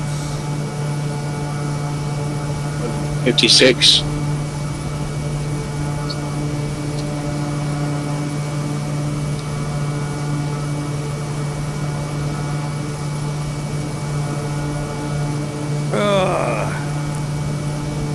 It's good to do a long flight because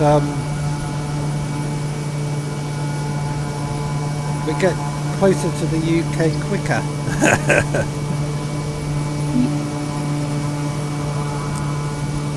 Then after the world tour we're going to do probably South America, Argentina right up to Alaska. Then we'll do India, southern India right up to the north of India. Then we'll probably do flight all the way across Russia, and so on and so on and so on. How can you suddenly drop back so far? The flight sim is actually frozen. Is it?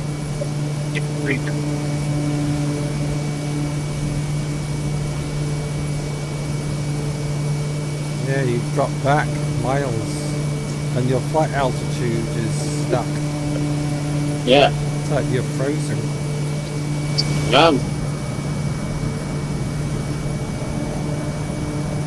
Back again. Put the throttle up. Yeah, I think that you are in the able to. He's back again. Good old Yeah, I think internet. I love it how the landscape changes so much. Because this river here looks like it's got loads of green lichen in it.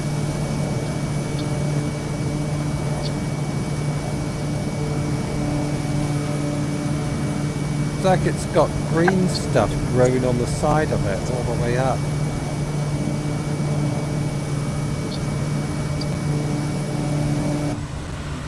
Anyway, we're just going to check my fuel level.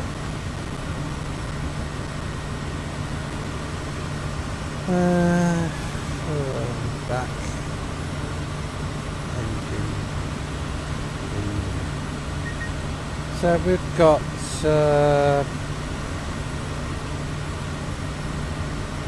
I've got no readouts. Readout. I have no fuel information or readouts.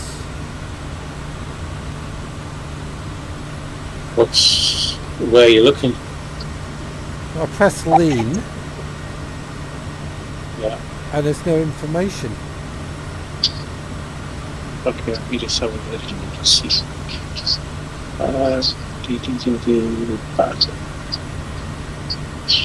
And John lean.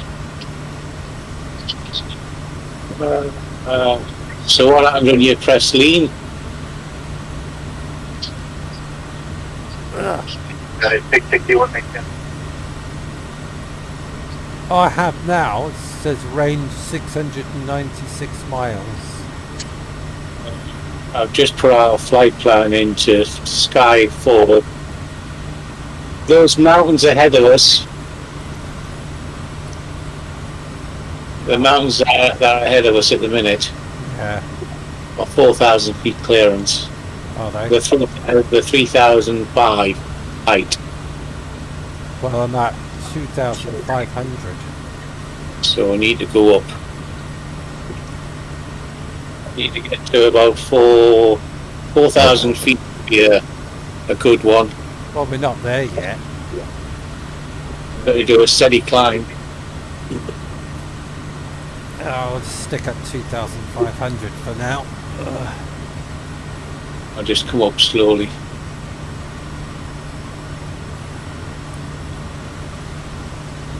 I need a pee. I need to go back in the back of the plane and have a pee in a bucket. Have a queue, Bob. He'll have a pee and I'll have a queue. Yeah. People might not know what that is, but there was a thing on TV that was called, was it Blockbusters? Something like that. Yeah. They used to say, can I have a pee please, Bob? Now you'll wait to the end of the programme. I used to like watching Blockbusters. It was a good TV show. I think it was on ITV.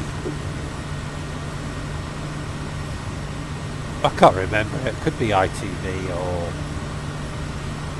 or was it Channel 4? In those days, we only had 4 channels. I remember when we first came back to England, we had BBC One and BBC Two. I don't think we had ITV then. Did we have No. Did we have ITV in 1977?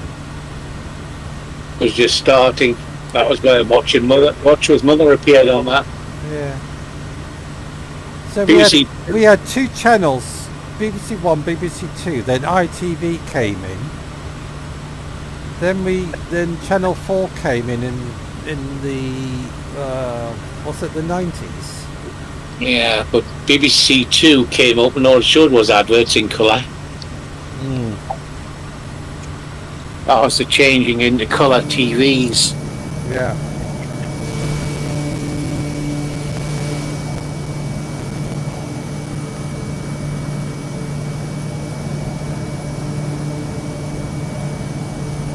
I remember when we had black and white TVs, we had to adjust the contrast and the stuff by knobs on the back of the television.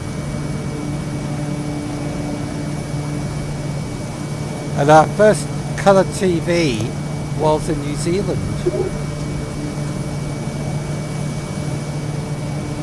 It was I think it was a Panasonic. I'm sure it was a Panasonic colour TV. And it came in a big wooden case, and it had like louver pull-back screens. So if you didn't want to see the TV, you just pulled the 2 things together, and it looked like a wooden cabinet.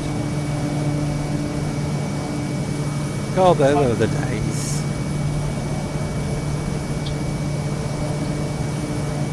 And my first plane was a flyby, what did you call it? Control line. I used to fly a plane by a control line. It used to go around in circles. And it used to run off ethanol. It used to make you dizzy, flying around in circles.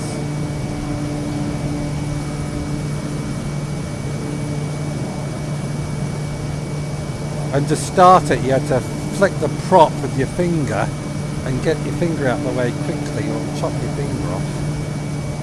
We used to get gliders as well. The glide, yeah, elastic bands. Oh yes, elastic band ones, yeah. I never had one of those, but a friend of mine had one. Used to fly crazy. Oh, this is a big river. Looks like the River Nile.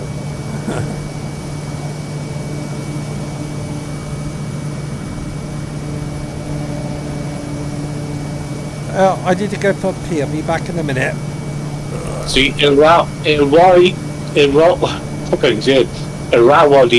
River.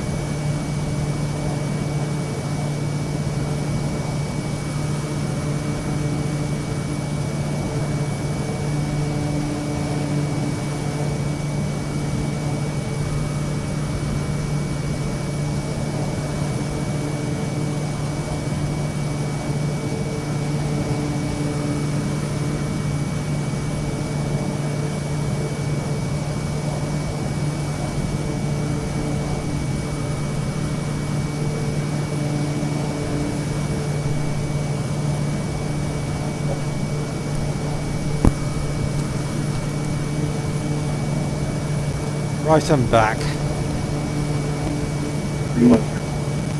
What have you been talking about?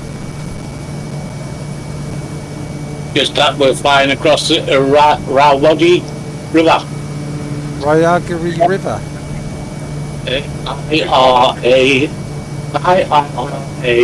Wadi River.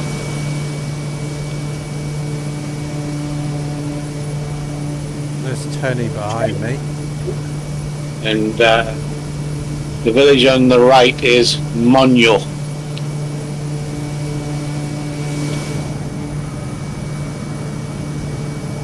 So if you people like geography, you're learning a lot off Tony. That looks like a dried up river there.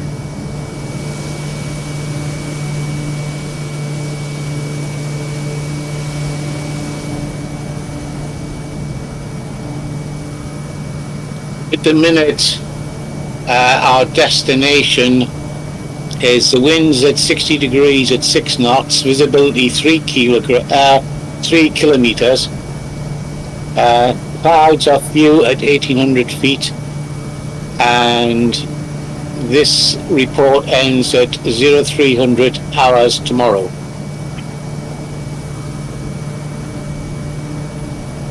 So there you go.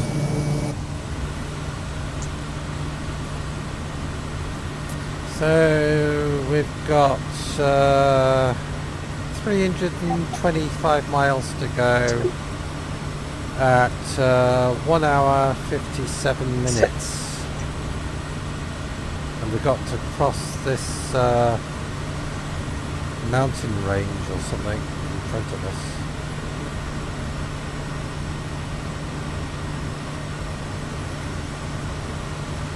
I'm just looking at my fuel levels.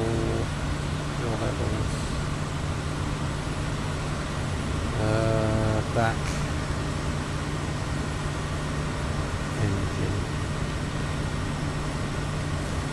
I've got 676 miles of range.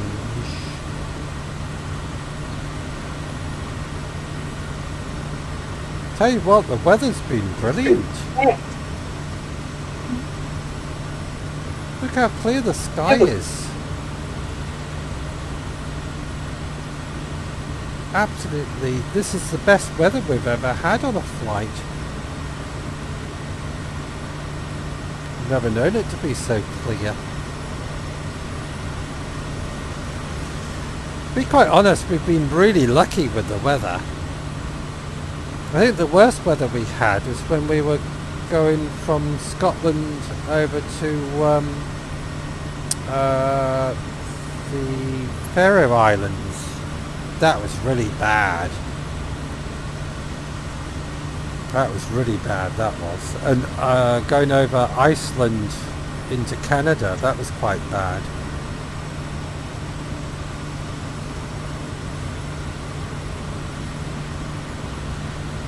But we had a bit of bad weather in Alaska, but not too bad.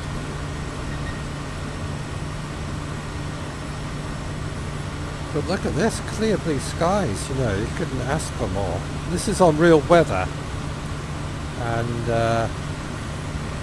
it's amazing. Just look at it, it's beautiful.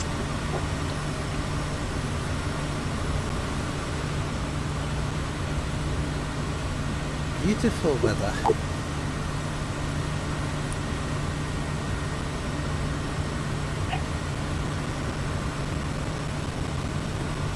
I would reckon that 05 is going to be our runway. I didn't hear that. 05 is going to be the runway Is it? for landing, Oh, right. because the winds are at 06 miles. There's no real bad weather. Can't get the meta because they're not broadcasting, but the weather by the system, I say it's 60 degrees is the heading of the wind. It's 6 knots, Okie dokie. and you've got a 3 kilometer visibility. What's 3 kilometres? 2.2, I think it's SM Miles. mile. I think it works out like that. I hate metric! So do I, but that's what it works in. I'm an imperial person. Gallons and quarts and feet inches. Well, I'm on meets. No, like metric.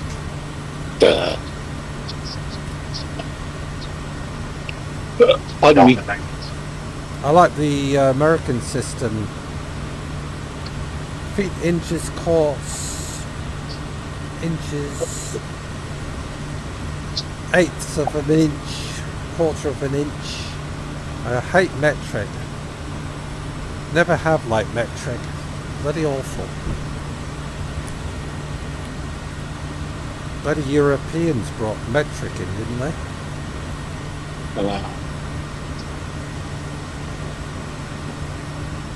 The worst thing we did was ever got into the bloody EU. Ugh. So, according to Navimap, we have some hills on the right are at a 4,000 clearance, and the ones that we're going to be touching ahead of us are 5,900 as a recommended passover.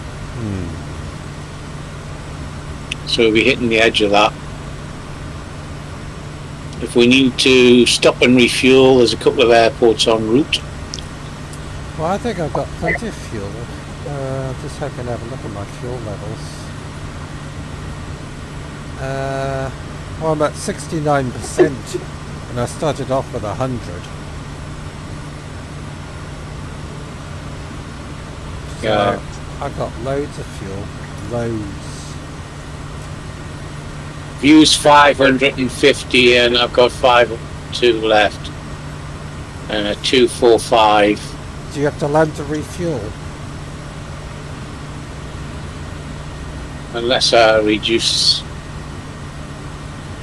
Gadzooks. What? I don't understand that. What? The engine just exploded, and I haven't got thing on, so I'm going to have to land. How can your engine just explode if you haven't got faults on? It's just exploded. Really? It just went bang. Well, altitude's not dropping. Just trying to start the engine up, but it went bang.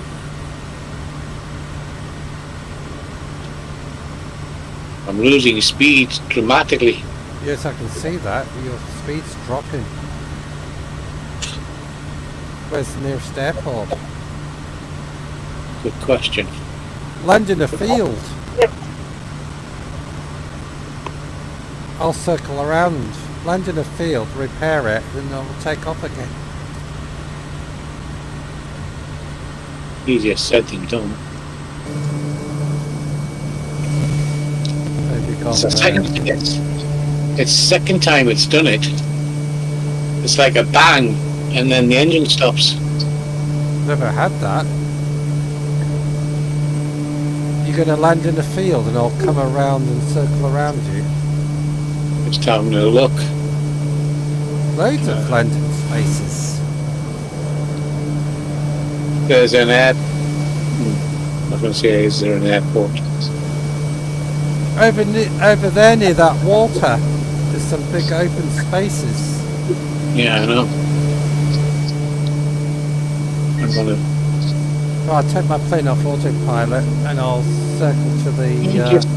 Because the only way we're going to get this started is probably get another aircraft.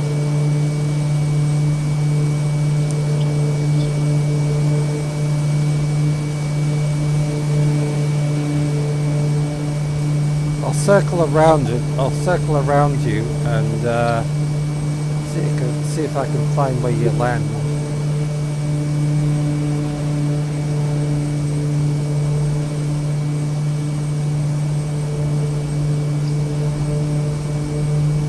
Yeah.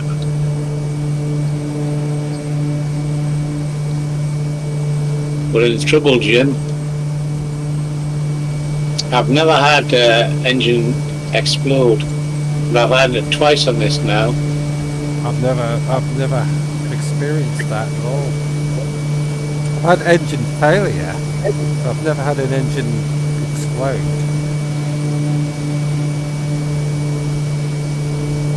Coming around behind you. The only place I can suggest for you to land is over near that water. Yeah.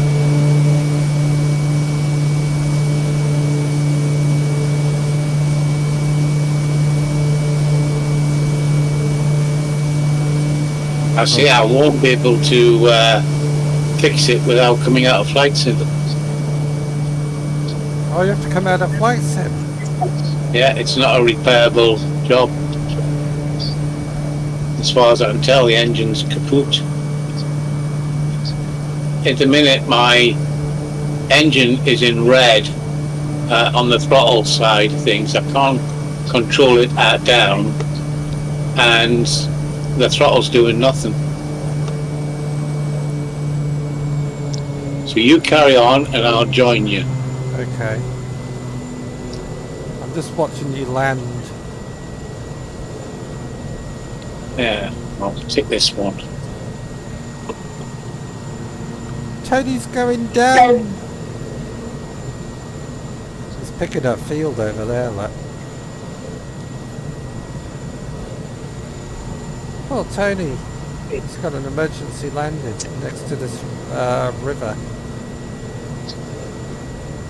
He's stepping right, I'll do a full power down, but you carry on your journey. Okay. And I will get with you in a second. And I'll see if I can get this thing started again. I'll do a power down. It's given me no errors. Did you hear that? No. I know you're at 115 feet. The engine backfired. Did it? Yeah.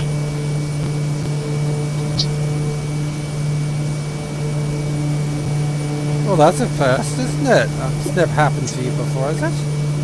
No, well, today it has. Today it has, yeah. Oh, there you go. I'm all by myself. If I can show you what my dashboard is saying, I'll send a picture to you. And let's see if I can do it. What's the app? And what's the app?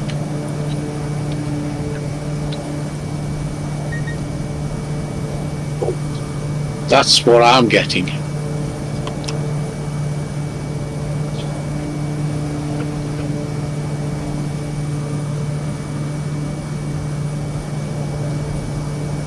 I start the engine.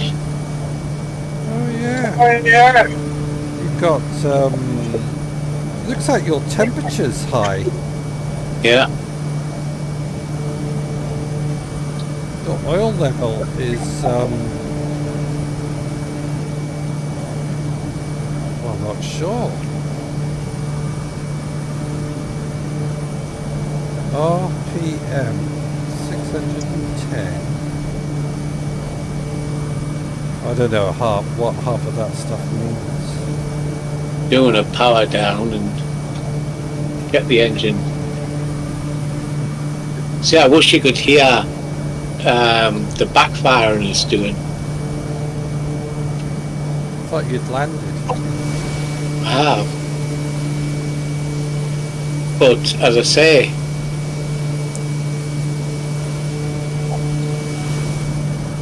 when I start the engine off, I get a backfire and that's the end of it. And you haven't got fault switched on. Nope. Well, how does that work?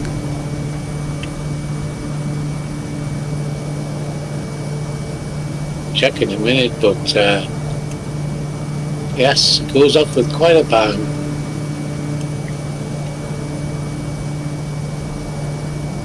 I'm jealous. I want backfiring. I've just powered it down totally and seeing what happens on the dash, see if I'll get anything. All me dials are gone dead. Engines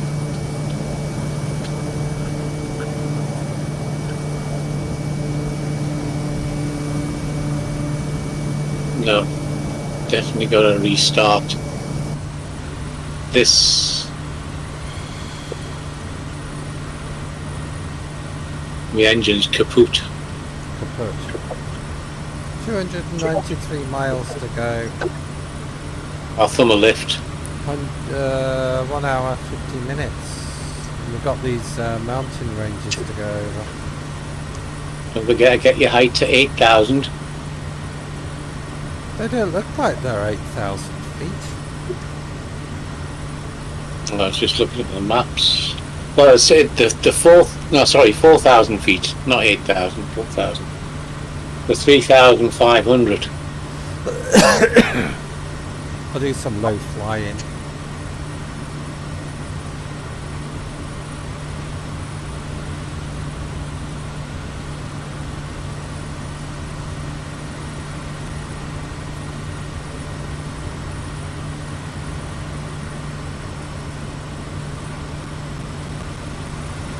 This little looks like a reservoir over there.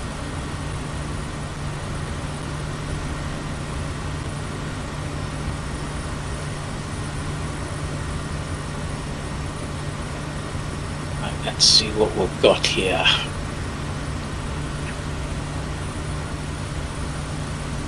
I'm going to change my aircraft.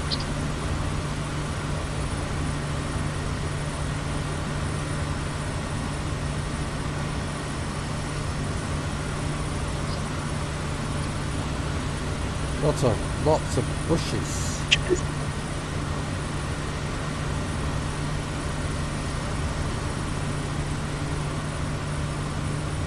What's over this side? Big river.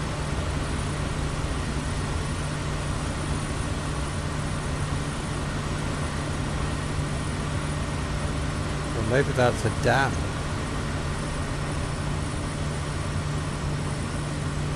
Yeah, we've got these big hills in front of us. They do look quite big when you zoom in.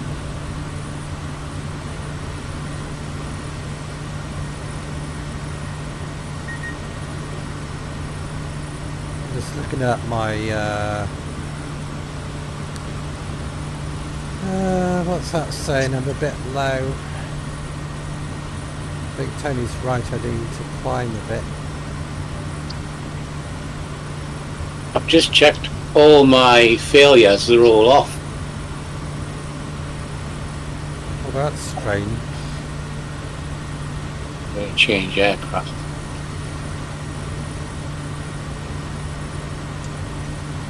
Go to the what do you call it? The first one we used to fly. Caravan. Caravan. Nah.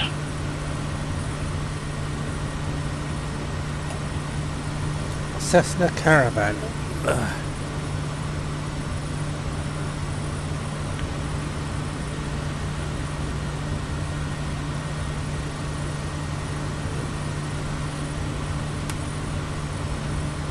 Should be coming in behind you. I've got a new Kodiak. Oh, you're in the Kodiak again. Collected another one from the garage. They can have that other one back. Crap. I want a backfiring one because enough does go the bang. I've never had that happen to me. It's like a firecracker. Well, I think it's that center dial is the problem. What center dial? The second one down. Got to get this.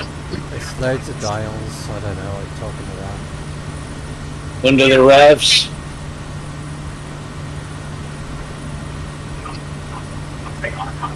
The one that was in the red. Oh, I know what you mean. Yeah.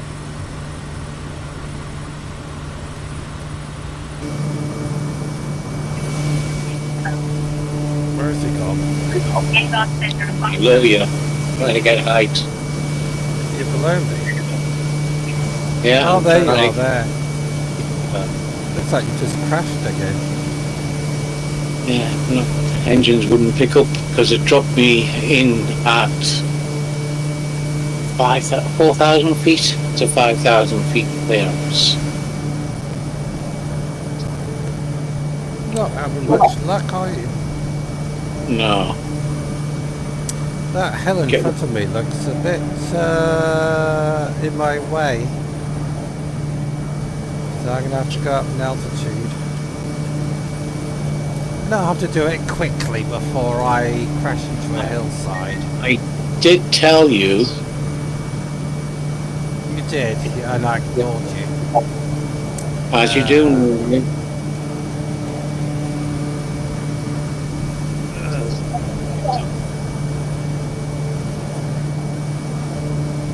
Am I going to clear it?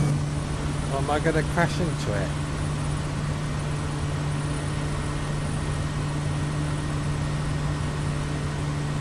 I think I'll clear it.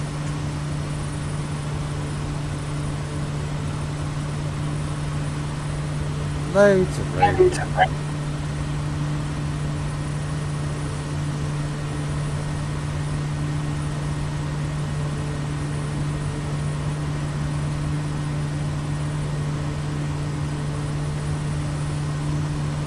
What did you say the highest landscape was? Well, it looked like about 4,800. Alright, I've got it at 4,000 feet. It looked like the peak was there, about 4,008.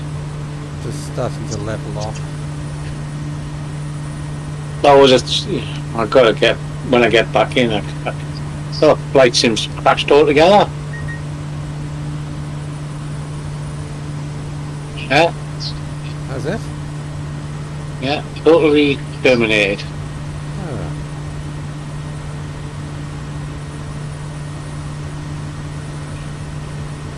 That Kodiak, I tell you, I think you got a virus. I think the Kodiak's had it.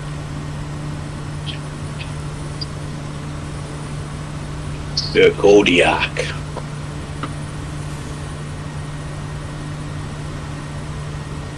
How come you showing up behind me? Oh, right, that's just good. Because I'm not in flight sim at the minute. Somebody's behind me because there's a plane behind me. Ghost plane. Don't know where it is, but there's a plane behind me somewhere. I can't see anybody.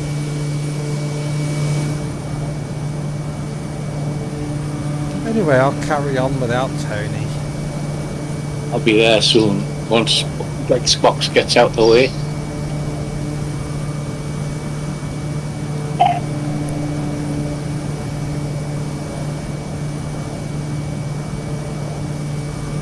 Yeah, so I don't know why that happened.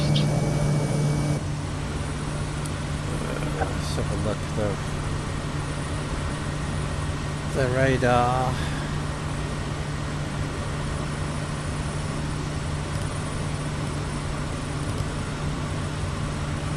Still got a while to go.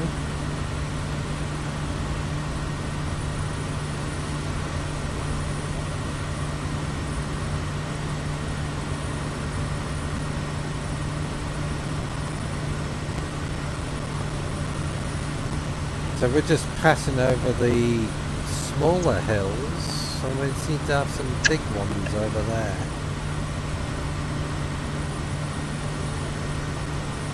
One hour, 44 minutes to go. 323 miles. Indeed.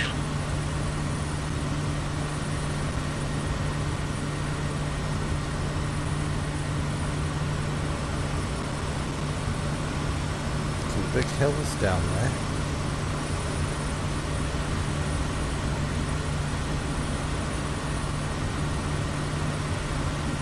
It's a bit jungly.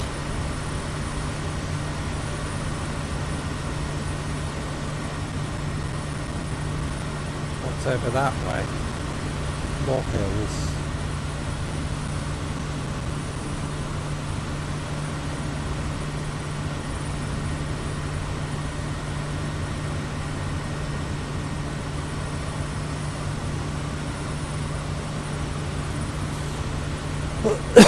Excuse me.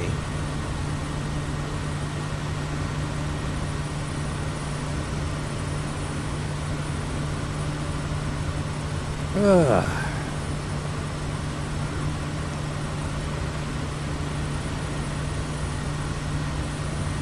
my plane hasn't missed a beat.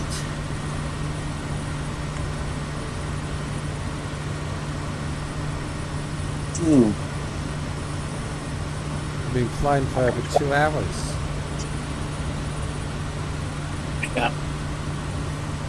Mine's exploded twice. Yours has exploded twice. I've got a plane behind me. I don't know who that is.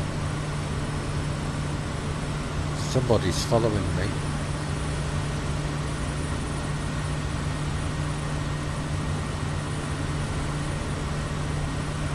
We have a follower behind me.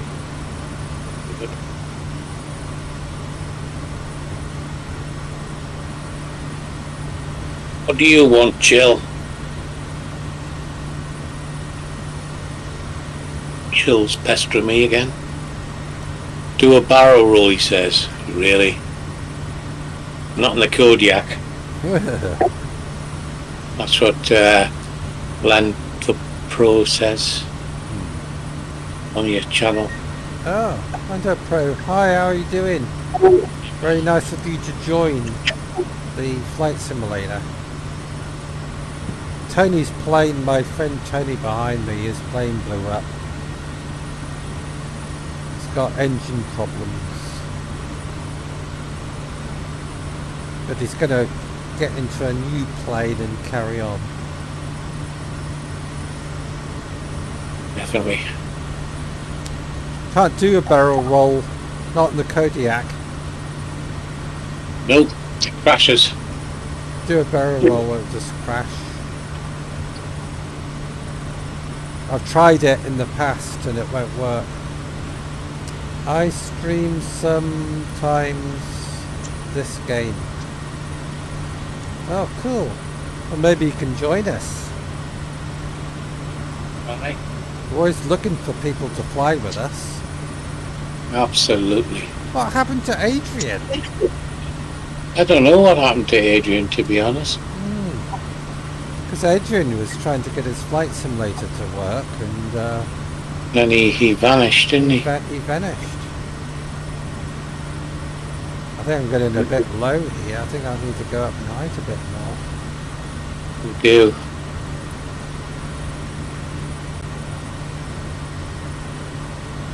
It says I've got enough clearance.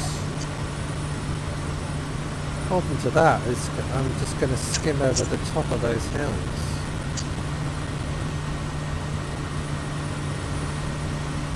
Yeah, I was looking forward to Adrian joining us on a flight.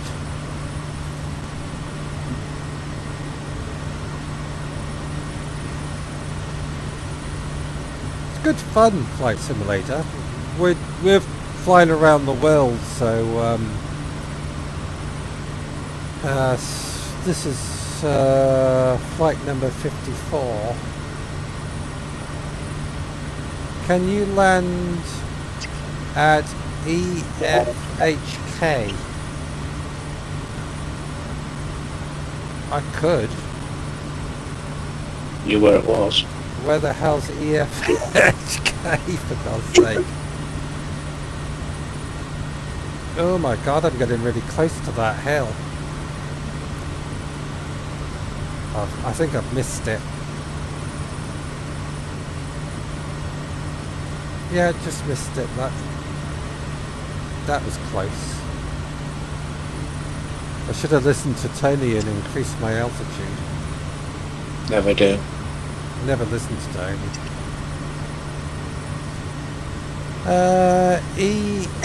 EFHK, so it's Foxtrot Echo Hotel Kilo. Let's see if I can see it on the map.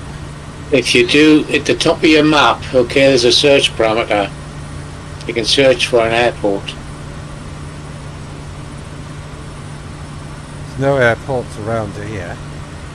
Yeah, but you got the search at the top. I can't see a search thing. At the top of your map. It's always there. Oh, there! Shit, I'm close to that hill. It tell you. That's alright. Left end. That was close. 500. So, I need to put 500. EFHK. Right. 500. Oh, shut up. Stop saying 500.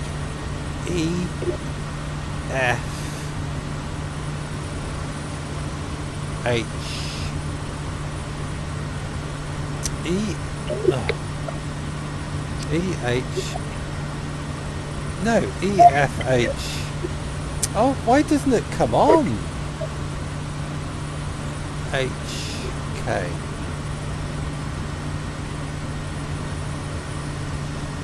Right, let's see where that is.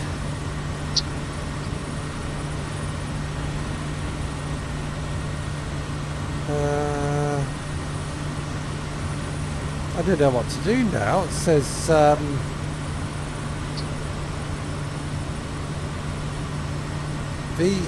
Ventura, VANTAA.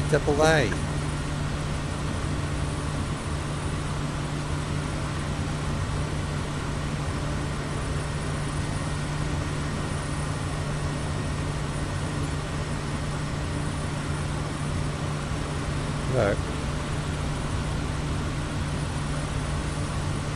That's wrong.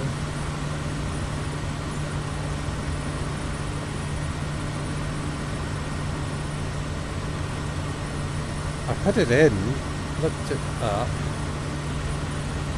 Doesn't show me on the map where it is.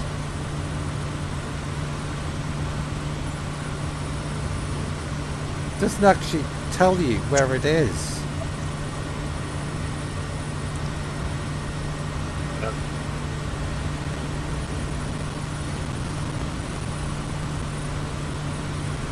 Helsinki? It's Helsinki. I'm flying in northern Indonesia, for God's sake. Anta Airport.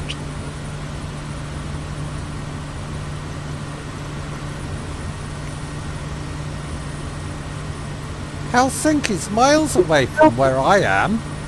It's in Finland, he says. Oh, Finland. I'm in near India. Yeah.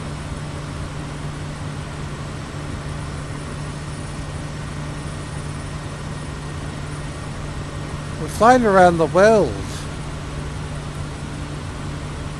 Well, I'm flying around the world with Tony, but Tony seems to have disappeared. And yeah. You're I behind just me. gotta be careful on the engine this time. Oh, there he is. He's back again. See, the thing is, why Tony's engine blew up, because he doesn't change his oil. No. I do regular oil changes and spark plugs and stuff like that, but Tony takes off without doing maintenance. Yeah. That's what she's for.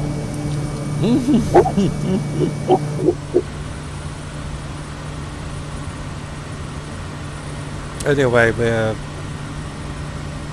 heading towards India. The next time we'll fly, we'll go down to EFHK.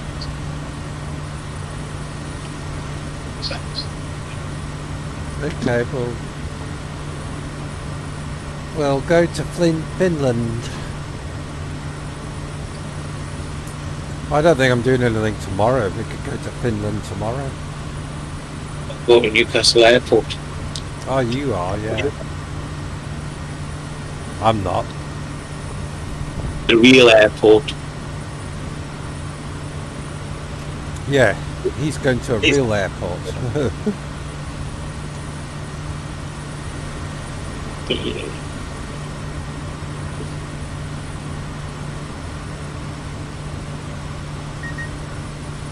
You're almost clear of these mountains. Yeah. Well, I'm at 4,100 feet.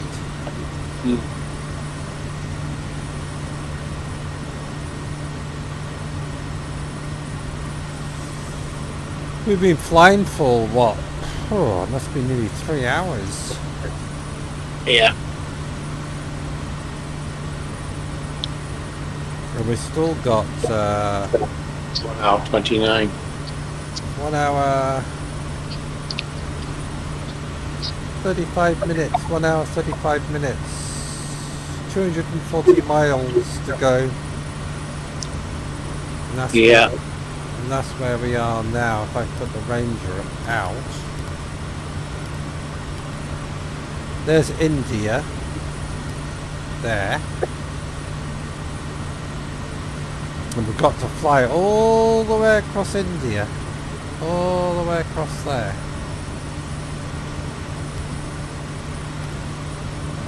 So that's where we started off from, down here somewhere. And we're landing there. Victor Golf, Echo Golf.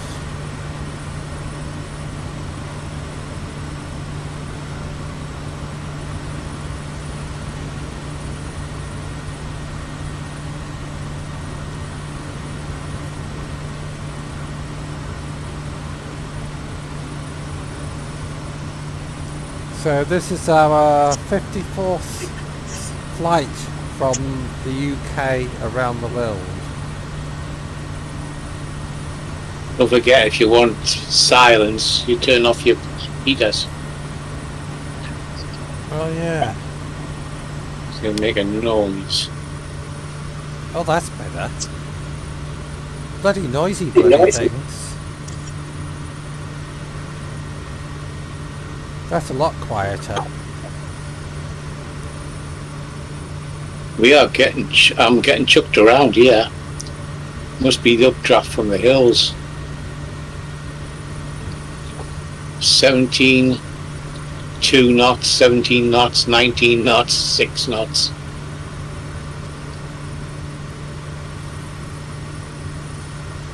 I'll have to do a Northern Europe update if I'm going to fly in Finland. I'll have to update Northern Europe because I haven't done it yet.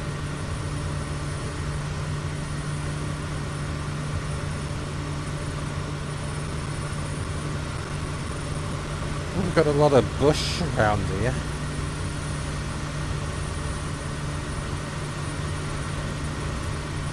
And I know what you're thinking.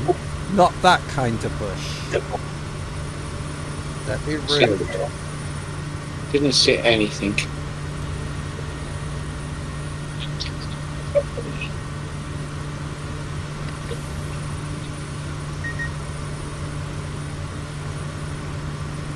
Bit green here, isn't it? Yeah, there's lots of green. You're getting a bit low to that hill. No, not really. You can shake hands with the whatever birds they are.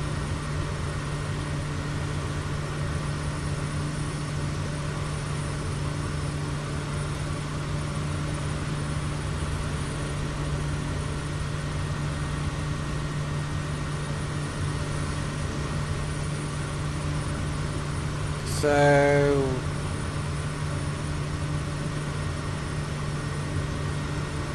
what was it? 1 hour. 1.5 hours left. Time I get there, I'm going to be pissed. I'm on my 5th can of beer.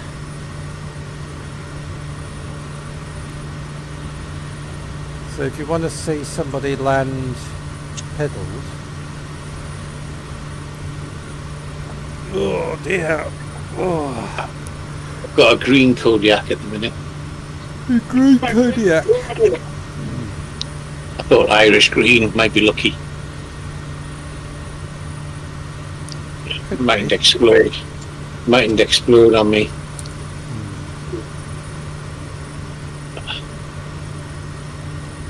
What's that one? That's close to red. See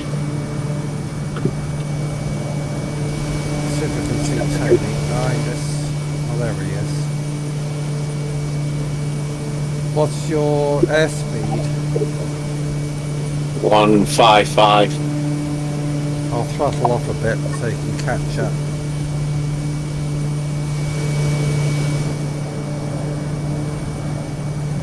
Right, let's keep everything in the green.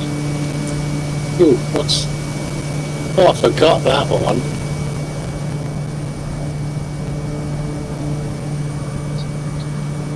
What's that give me?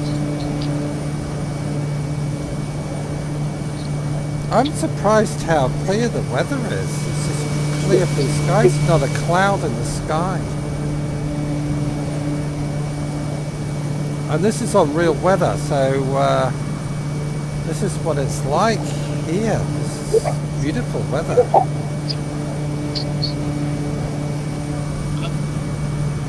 Has yours been updated, your Kodiak? Not since the last time, no. Because I've got this emergency power on the left-hand side. On the dashboard. On the controls, on your throttles. On The the left hand. throttles. Yeah, we've got 4 throttles now. A red, a black, a blue and a red. The left-hand red, what didn't used to move, it does now. Mine doesn't. Mine does. No, that Cute. doesn't. That one there doesn't move. That doesn't move. These do. That doesn't. Interesting. But I haven't had an update for ages.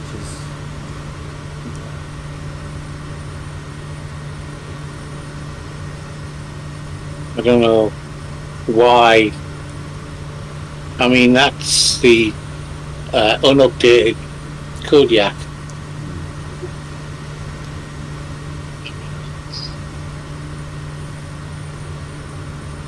I say I don't know what it does. It says emergency power if pushed forward to maximum and normal.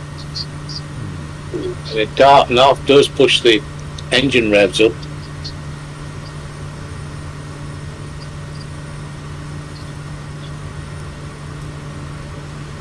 Oh God, I'm tired.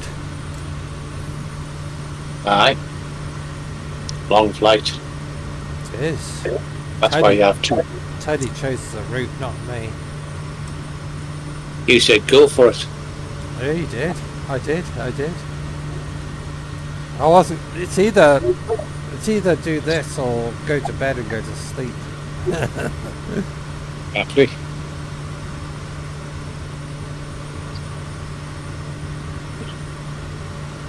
Why have I got a flashing light?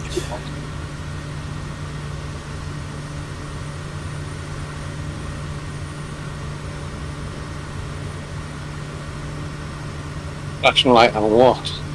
That's okay. It's just my altitude indicator.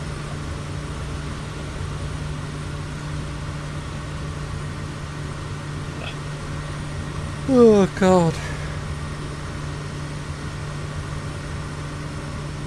Just coming down in altitude a bit. It's coming down to 3,000 feet.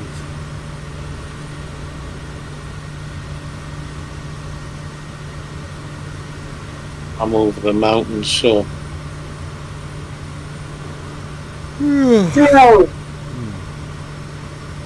yes, I agree totally. With what? Yawning. Oh, yeah.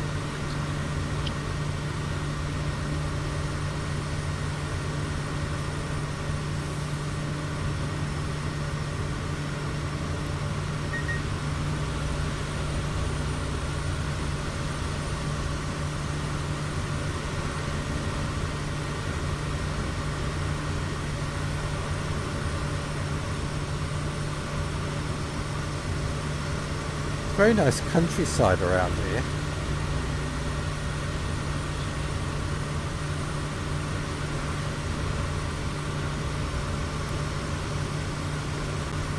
I think you're down a valley.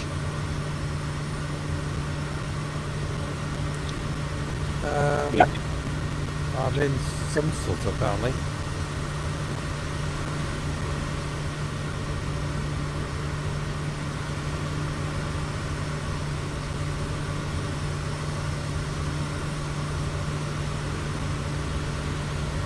Oh, isn't the flight simulator really, really brilliant?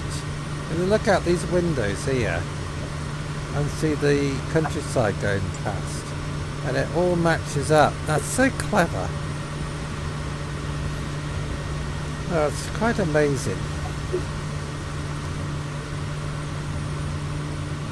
I'm yawning and yawning and yawning more.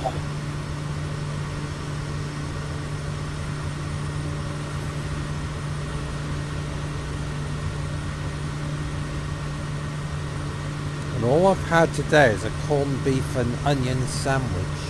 Ugh.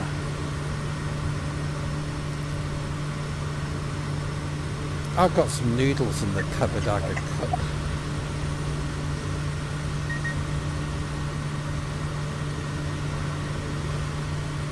So, this is where we are at the moment.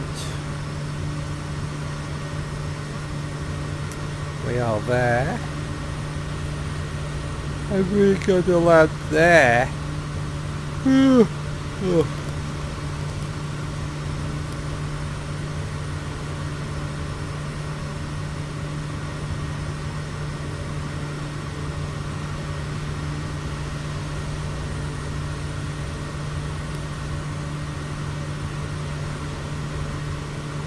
Just missed those big mountains over there. must be over there somewhere. Big mountains. We're approaching Tang Lang Chu. That's how you pronounce it. Kanlang Chu. Yeah, Talang Taung.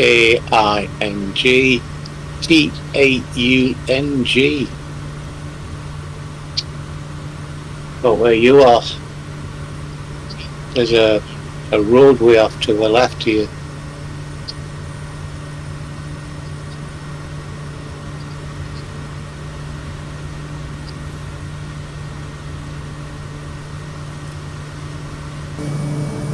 A roadway. It looks like a roadway on the maps. Trying to look for it. Can't see a roadway. Are you still over the mountain then, are you? Maybe on the other side of the mountain. To your left. I've got another mountain to go over the top of.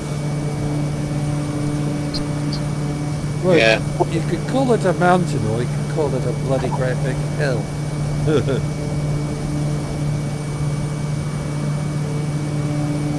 This is going to take a long time for YouTube to process this video. It is. You watch, it'll be on live. It'll still say live by tomorrow morning.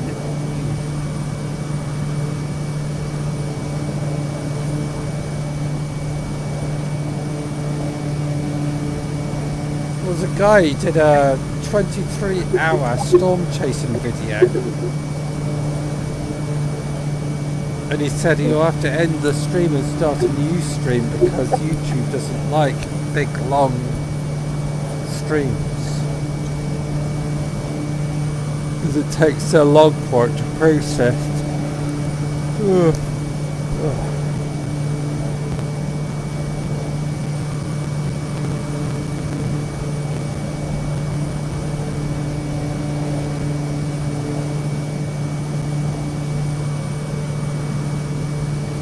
You're still on flight plan. Yeah.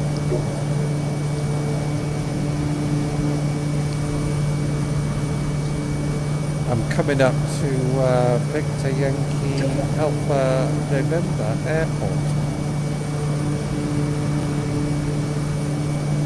To my right.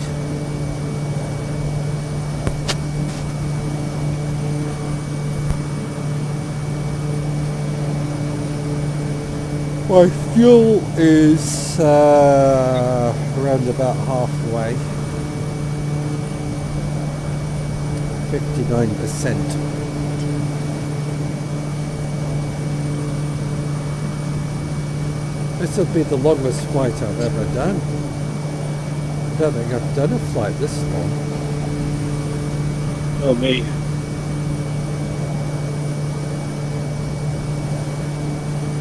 Well, it gets us closer to the UK.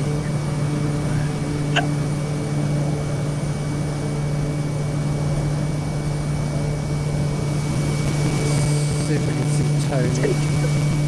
Well, there he is. He's not far behind because I can see his nav lights.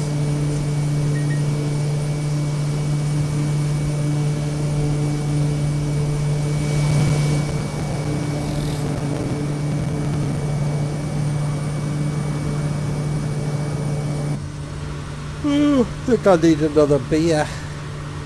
Be can number 6. It's not like I'm counting.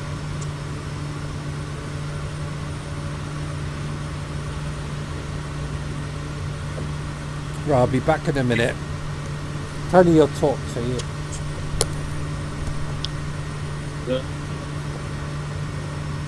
Right. Where are we off? That's, yeah, so I'm considering doing around the UK on my channel live, but in a smaller plane than this. It could be interesting, but it's a bush plane. That's the only thing in it. take you ages to get anywhere because it only does 90 miles an hour. So it would make it a very long period of time.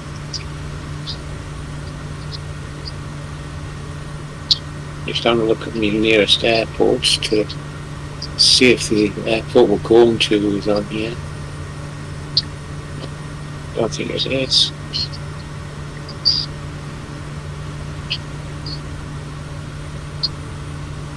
And that noise in the background is my cat.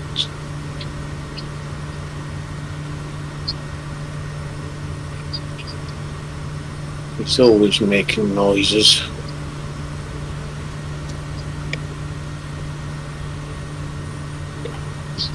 Yeah. What do you want, Chill? Go to bed. Go to bed. No, it's my bedtime. You go to bed. I don't have to go to bed. It's like having a wife. Go to bed. Go on. No.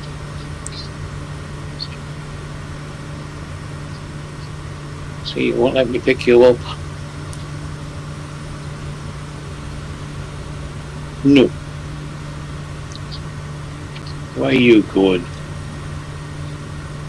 Okay.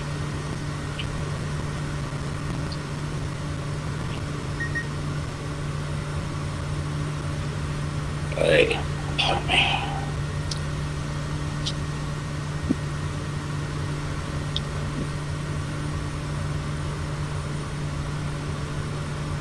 Ugh.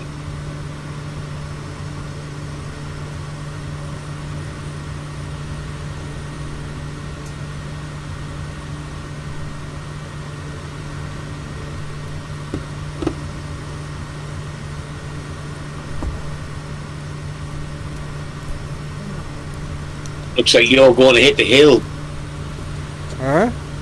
Looks like you're getting close to a hill. Mm.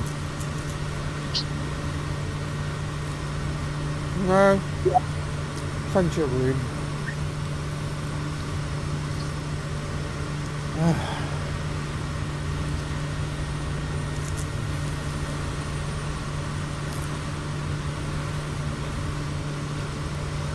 Right. We've got 1 hour 17 minutes, 198 miles to go.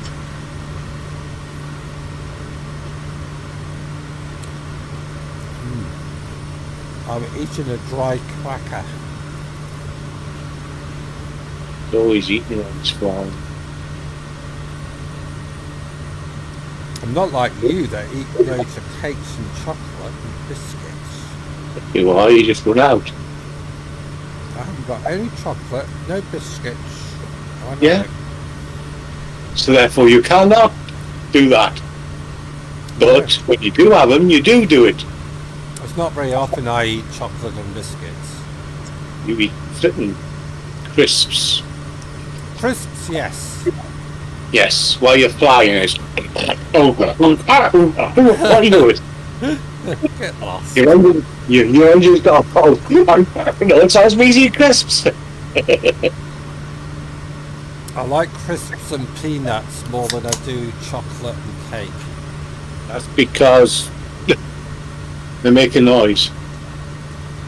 No, because peanuts are full of calcium. And the banks are full of money. And crisps are full of Potato. potato.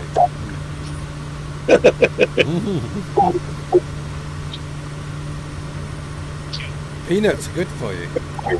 Loads of calcium. Good for your bones. And beer is good for you because it does good things to your brain.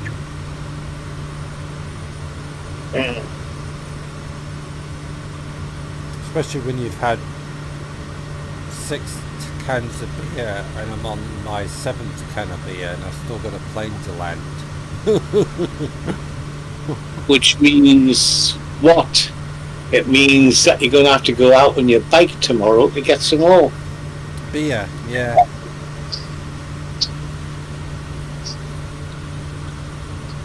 I just go to my local shop. I'll go up on my mountain bike. Oh, some water over there. Oh, it must be the sea. I can see the sea over there, look. I can see the sea.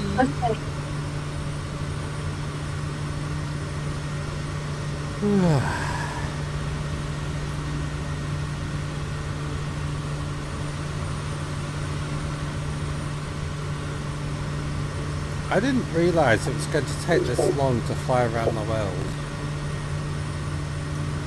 I thought it was going to take us like maybe a couple of months. We started off in January, February. We started off March the 6th. So March,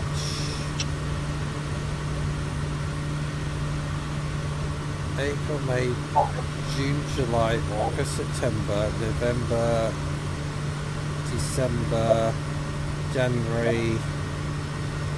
So that's it's taken us about 10 months. Yeah.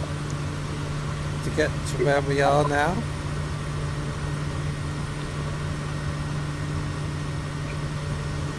Nine, 10 months to get where we are. But we are, if we were in a jet plane, we would probably be back to England now, but we decided to fly around in 2 Kodiaks. And we decided that we wouldn't do any in-air refueling. All our refueling is at airports to make it more realistic.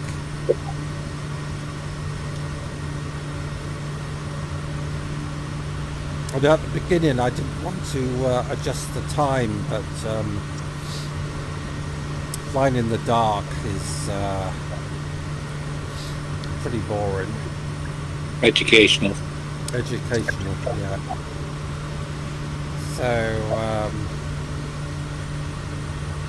I relaxed the rules a bit and said, oh, let's change the time, to daylight. Won't refuel mid-flight. You what? You won't refuel mid-flight. No. We have to land at an airport to refuel.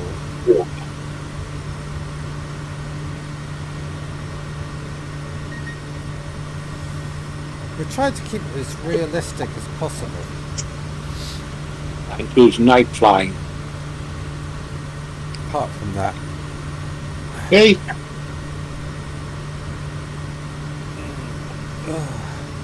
You can have as many guns as you want, as you're not having the bullets.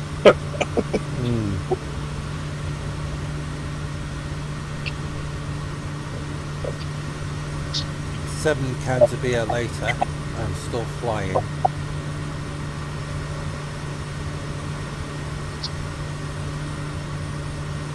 Englishman and Irishman and Scotsman go to the football matches in France and they cause a bit of trouble.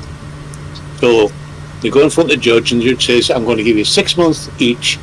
We can have one wish of whatever you want. So he goes to the Englishman, he says, what would you like, sir? And he says, I love English meals. So he says, like I'll have a nice lunch and, great. So, he says that and a girl. So he has a meal and a girl for 6 months. Every day is different. Mm-hmm. So goes up the Scotsman, says, now what would you like? He says, I love whiskey. He says, a selection of whiskey is my game. Finding out all the whiskey for you drinking. Goes up the Irishman, he says, what do you want? He says, I'm a heavy smoker. He says, I'll have as many smokes as you can get. Fine. 6 months later, judge comes down, opens the first one. Englishman walks out, he says, that was fantastic, and I another 6 months. He says, get home before I fit and hang you. Goes in the Irishman, And the Eichmann throws out. He can't even stand up. He says, that was fantastic. He says, can I have some more? He went, no. He says, go out before I bury you. Goes on the Irishman's door, opens the door, and he says, anybody got a light? God's sake. A good one, that one. Yeah, it is very good. Sounds like me mother laughing chicken fight like that. You can tell you well, no lighter.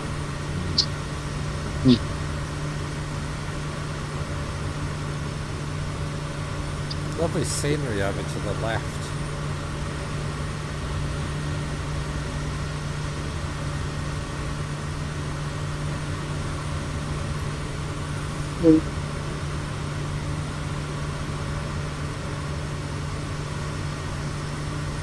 That lovely scenery over there.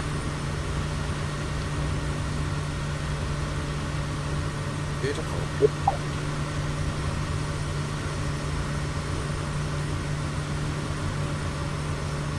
Really, really beautiful. I think you're just below me.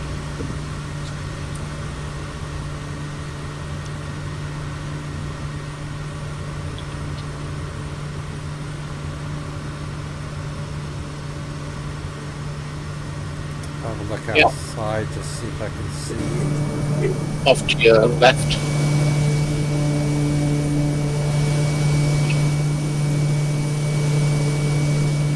Stay above me.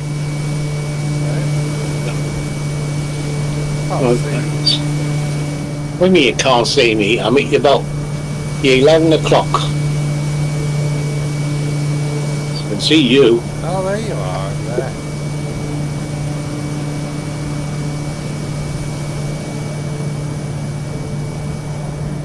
You're on the right side of the line and I'm on the left. Nice scenery to the left, isn't it? Not bad. Bit rippled. From where I'm sitting, there's a hill, then a dip, then a hill, then a dip, then a hill, then a dip, dip, hill. Look behind you. To that cove with all the little islands. Yeah, that's nice. But what I'm flying over now is just lots of hills. I think the dirt bikes would enjoy this one. Very ripply hills.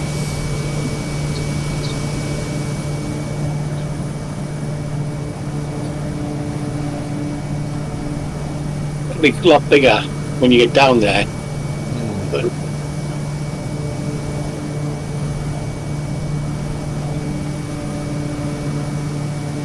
I'm flying at 3,000 feet, so 4,200. I'm flying quite low. 1 hour 4. We'll be down by 10:05.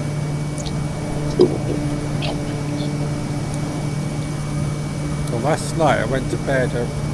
I fell asleep around about 8 o'clock. I woke up at 2:30 in the morning. Stayed awake till about 5 o'clock. And fell back to sleep again.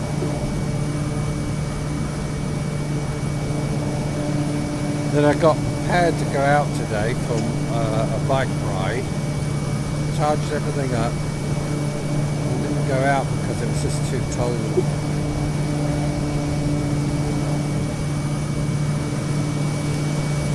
I thought I'm not going out in that. Cold tonight, actually, isn't it? Yeah. It's supposed to be about -4 tonight.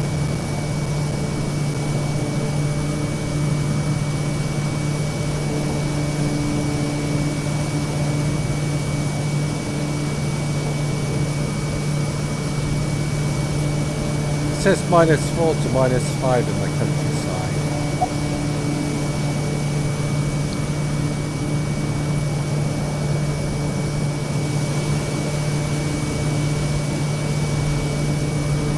I hate the cold weather. Really, I hate it. I hate it. Hate it.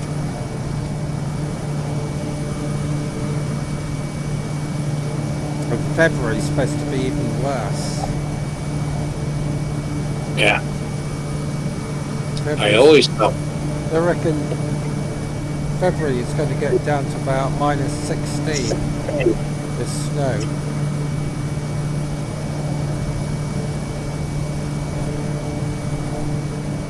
Yeah, you always have snow on my birthday, although you haven't for the last 5 years. When's your birthday? The 17th Feb. of February. Oh, right. You have to remind me. Why, so you can take the mickey, see you old bit. I know. The old Northumberland git. I'm at the stage now where I can't reverse the numbers anymore. Because I think I've stopped counting. I think I'm 67 or 68. Can't remember. Either way, if you reverse them, you're higher than what you think. Well, 6 months ago, I thought I was 62. And I went to the chemist and she said, "What's your age?" I said, "I'm 62. She said, "No, you're not. You're 59. I said, "No, I'm not. I'm 62. She said, "No. On your medical prescription, it says you're 59. And I went, "Really?" She said, "Yeah." I said, "Why did you think you were 62? I said, "Because I feel like 62. He said, "Well, you're 59, so you've lost 2 years."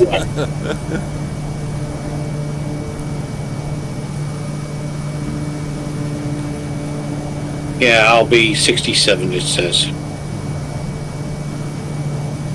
I met this bloke the other day. It wasn't the other day, it was like 3 or 4 months ago. He's 85 and he's still going around the country riding motorbikes. And he doesn't look 85. He looks around about, I'd say he looks around about 58, 60. And I said, "You are incredible." I said, "How could you look so young?"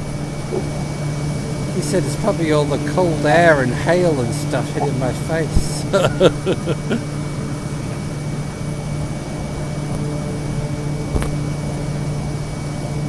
couldn't believe how young he looked.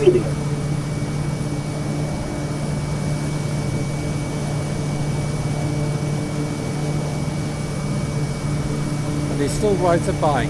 Still rides a bike.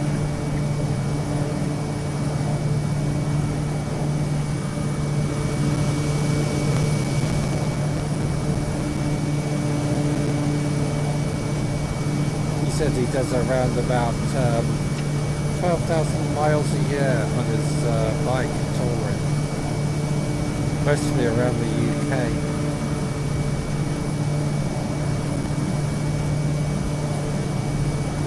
So if he can do it at that age, I can do it at 60.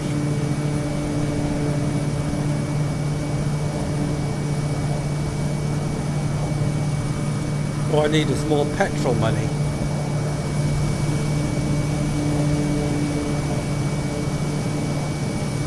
Oops.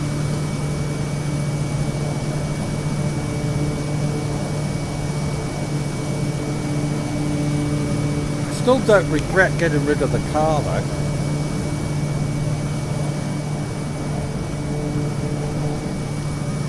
Because the car was costing me a lot of money.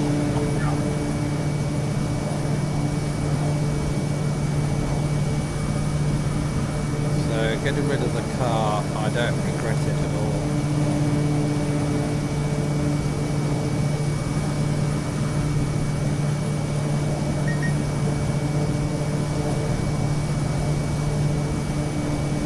Well, I quite enjoy riding the bike.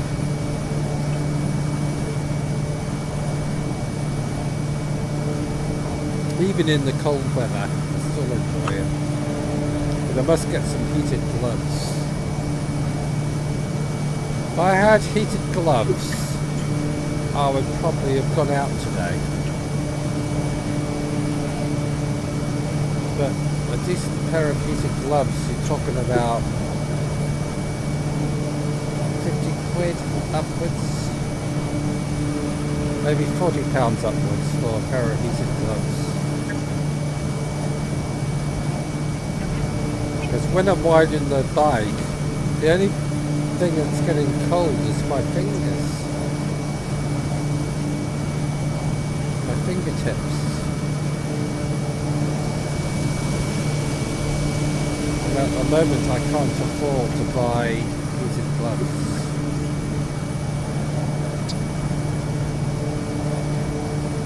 It's like Tony used to tell you, if you have a YouTube channel, you never stop spending money.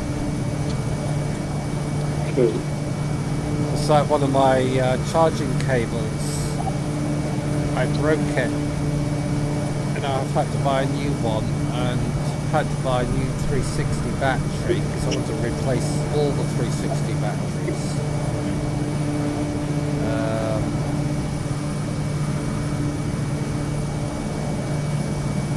And it's all expense. But I enjoy it. And Tony enjoys it, don't you? Yeah.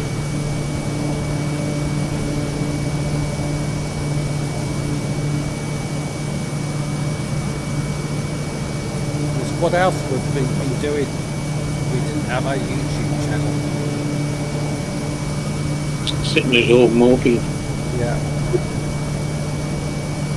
Or knitting. That's a nice river.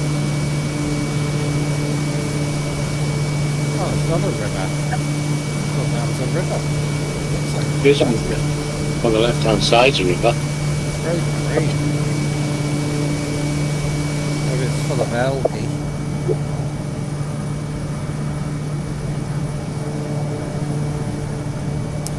Right, I'm going to have a look at the radar again.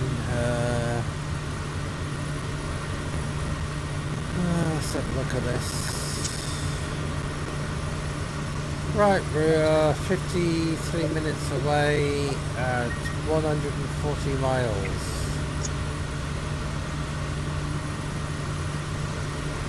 Not far. So, I gather, looking at that,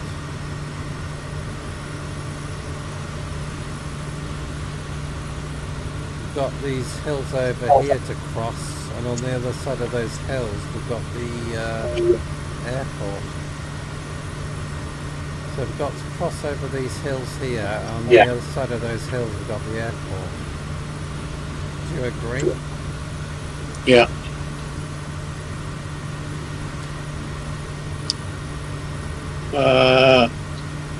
The airport is... The elevation of the airport's only 14 feet. Is it? Yeah. It's right down at the coast then. Yeah. It has... what was it? The longest runway is 9,600 feet. The runways, it's only got one runway, 05 and 23. We'd be landing on 05. We've got a bit of turbulence here, the wind must be strong. It's not, it's randomization. If you look at the wind direction, it doesn't get above. That's about 6 to 9 knots. Don't know why my plane's twitching around so much. Because, well, mine's towards 11, but where it's shooting is between 229 and 324. Yeah, mine is.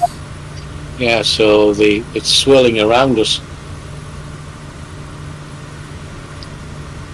So it's neither pushing us, pulling us, it's just yanking us left and right.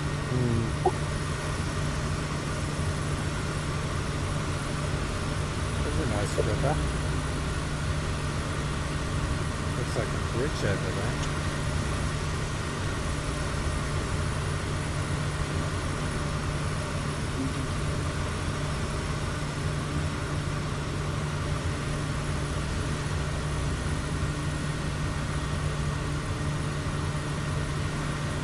I bet some people said, how can you sit there for 3.5 to 4 hours flying a flight sim plane? Well, normally we wouldn't do this. It's just because we're flying around the world, we want to get back as quick as possible. So a normal flight on flight sim, we would probably be an hour and a half or an hour. But with us flying around the world, if we feel like it, we'll fly for 3 or 4 hours. So that's why.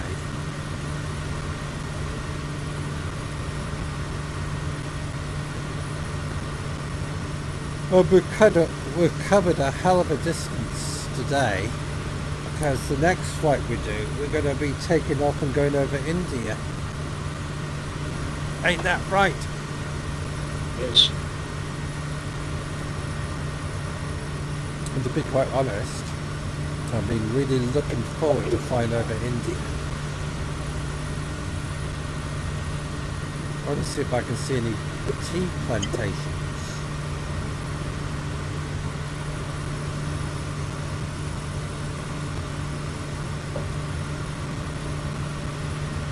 It's always a country I've always wanted to go to, India. I'd love to go to India. But if I went to India, I'd have to spend at least 2 months there. On a bike, on a motorbike. That's all we have out there. Actually, if I went anywhere in the world, it would have to be on a motorbike.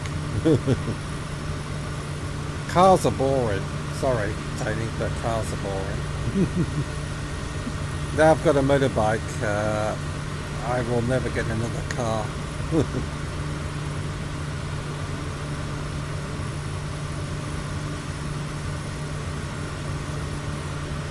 I've never enjoyed myself so much since I've had the motorbike. Yeah. Even with the cold and the rain. The thing is, I bought really good motorbike gear, and it's, well, I'd say it's 99% waterproof. And if you buy good gear,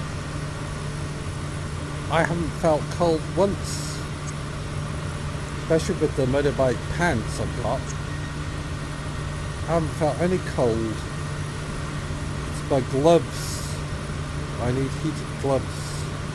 And I've got on the motorbike handlebars, I've got windshields.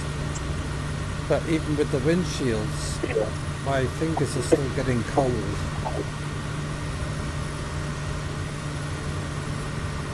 So I need heated gloves for the winter.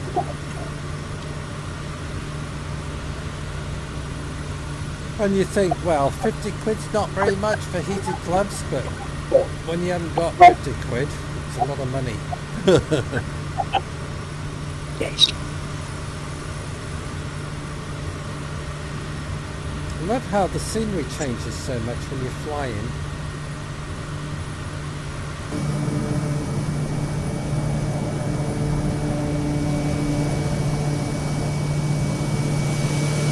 Where's Tony gone?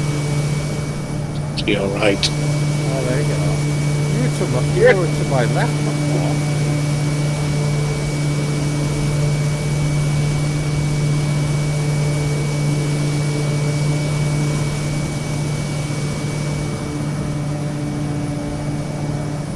It's great how the scenery changes so much. It's, look at this bit here. It's like a bit like the Nevada desert in America. Great big plains. Not aeroplanes.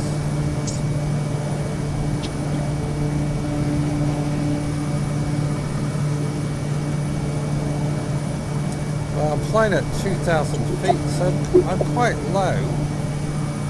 2080. Right? You are. 2018. Press B. Press B. Didn't make much difference. 1,900. Still bouncy. Up and down bouncy. Yeah, or you're above the hills. It comes off the hill and then upwards.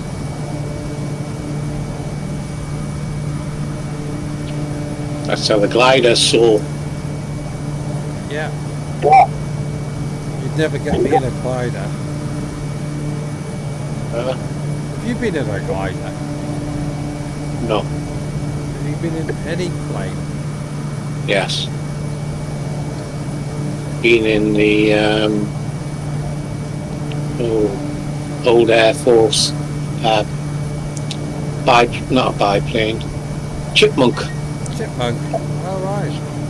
They were doing air displays. They took me up because I refueled them. They took me up in it and we did an air display above the Air Force.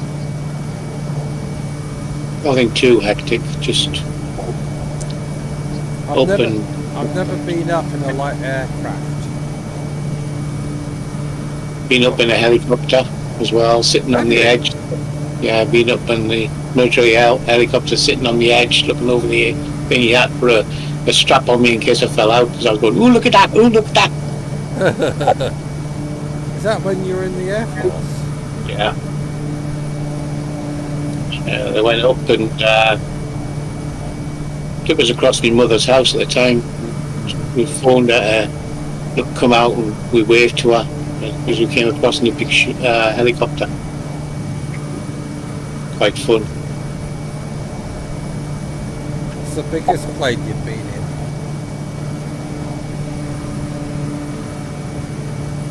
BC-10 probably. DC-10? Yeah, which is now the Comet. Yeah, the biggest plane I've been in is the DC-10. We flew back from New Zealand to England. That was a DC-10. No, mine was a VC-10. Oh, VC-10. Mine was a DC-10. Had the engine on the back wing, back tail. Yeah, that's it.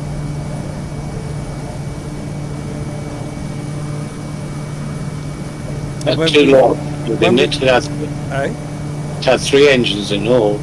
I'm sure. Oh yeah, 2 on, 1 in each wing and a tail, rear tail jet engine. Actually, it had 4 because it had an ACU at the back. Had 4 jet engines on it. Because you had a wing on each engine and it had the back jet engine. Then you had an ACU, a small jet engine on the back of that. I think I'm right. That really had 4. Anyway, when we flew from New Zealand back to the UK, New Zealand Airways, when we got back to England in 1977,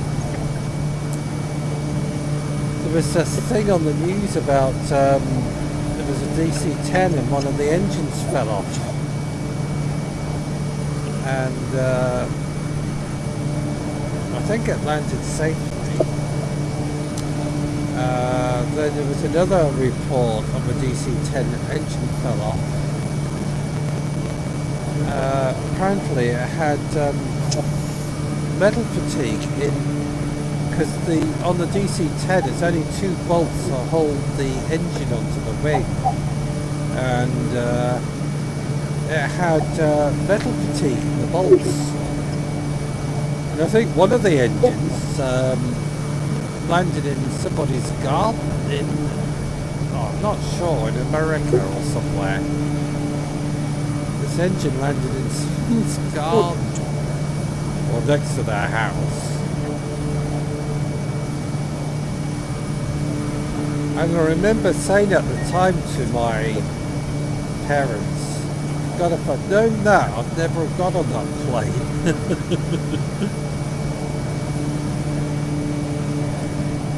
Exactly. But when we flew to Australia, we flew to Australia on one of the last flights.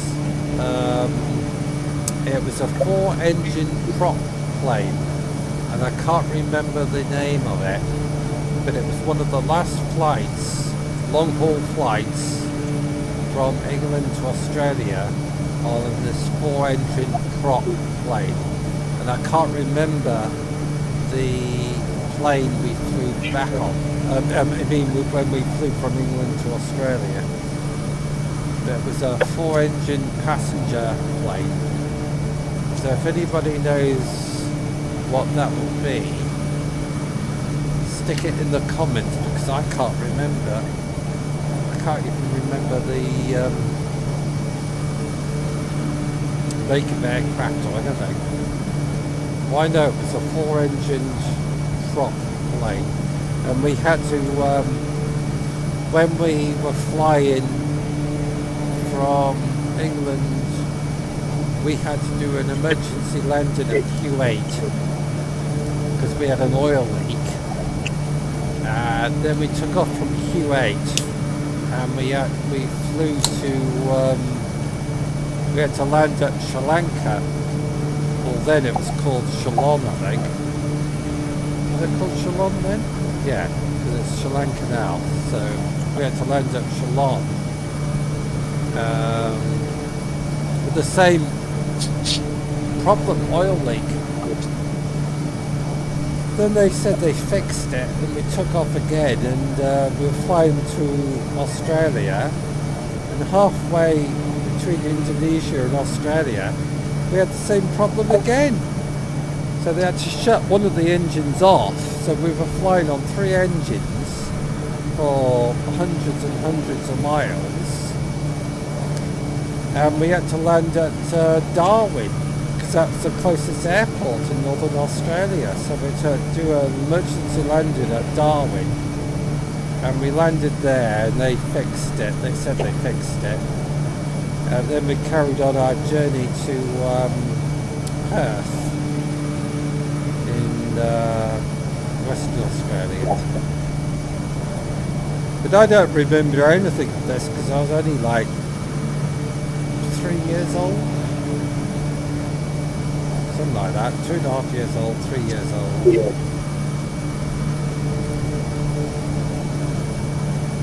Was it a Dakota? No, it was a 4-engine prop.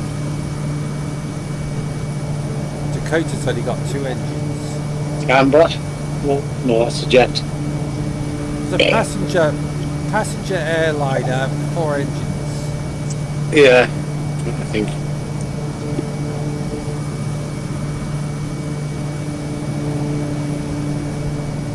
I did know the name of it and I forgot.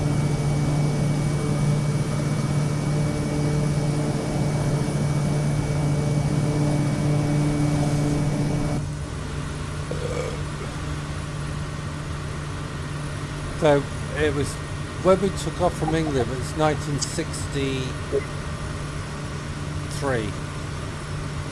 So it was a 4-engine prop plane in 1963. Mm. 63, 64. 37 minutes to touchdown. 97 miles to go. It's on the other side of this mountain range.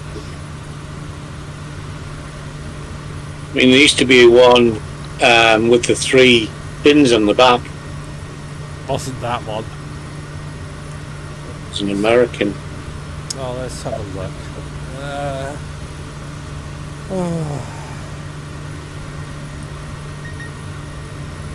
Douglas DC-4. 4-engine prop airliners from the 60s.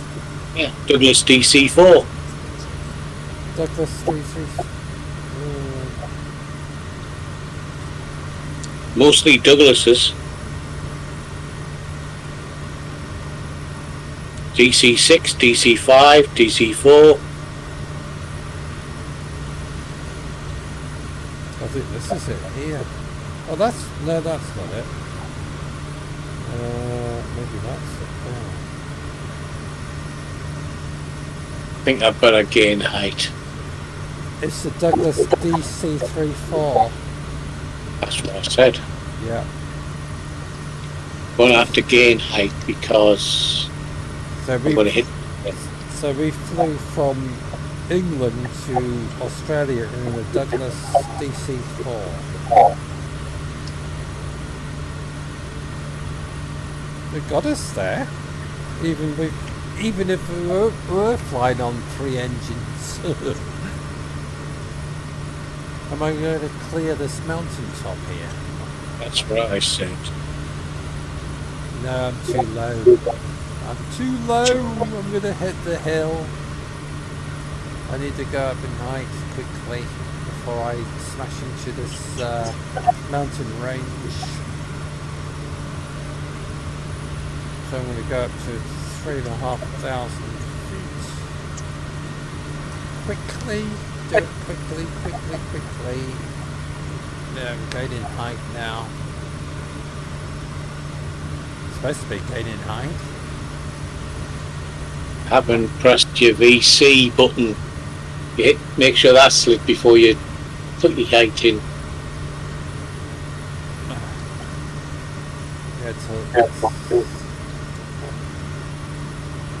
Yeah, I'm going up.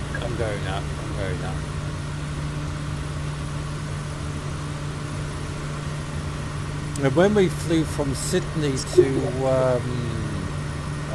Wellington Airport, we flew from there to Wellington in a DC.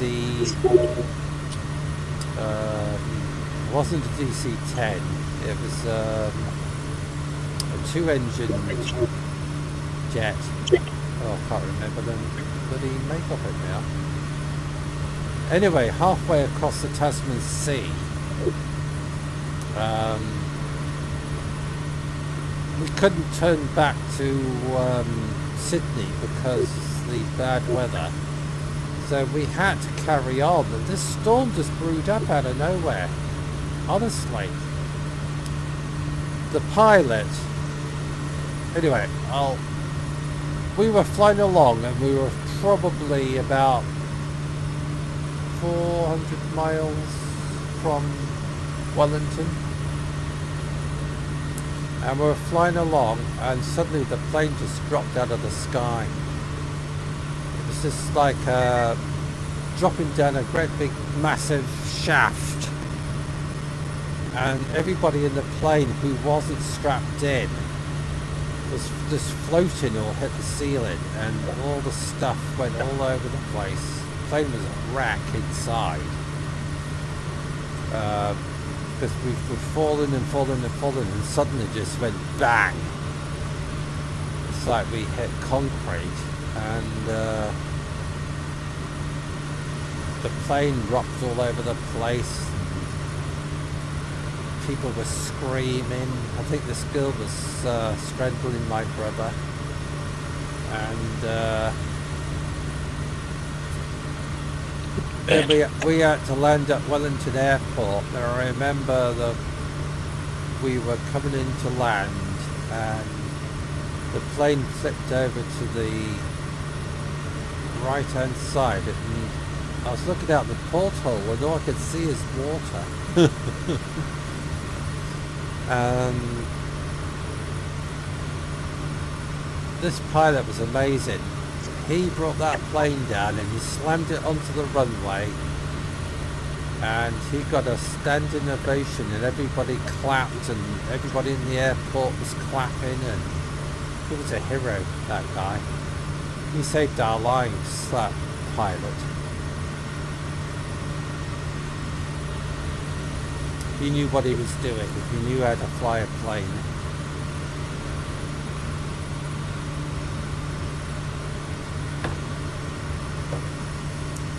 Amazing guy. And I remember him saying, I can remember, was it their hostess or was it the pilot? Anyway, they said, because they didn't have those bridges like they have now that go to connect to the aircraft, it was just steps. And I don't know if it was the air steward or the pilot came on and said, be careful when you go down the steps because there's 60-mile-an-hour plus winds. So please hold on to the grab rails.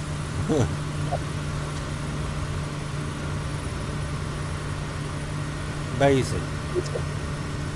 No, we owe him our lives.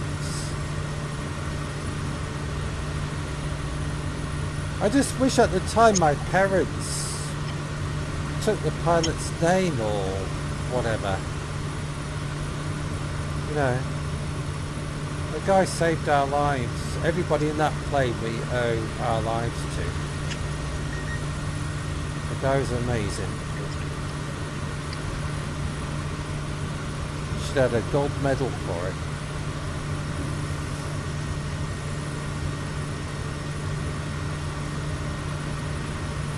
Yeah, we've had some dodgy flights, but when you're young, I don't think you really hold much fear, do you, Tony?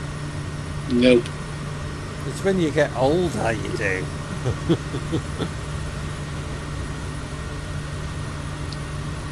Well, we're down to the final 80 miles. Mm. So, A little bit bumpy. it's because of the hills below us.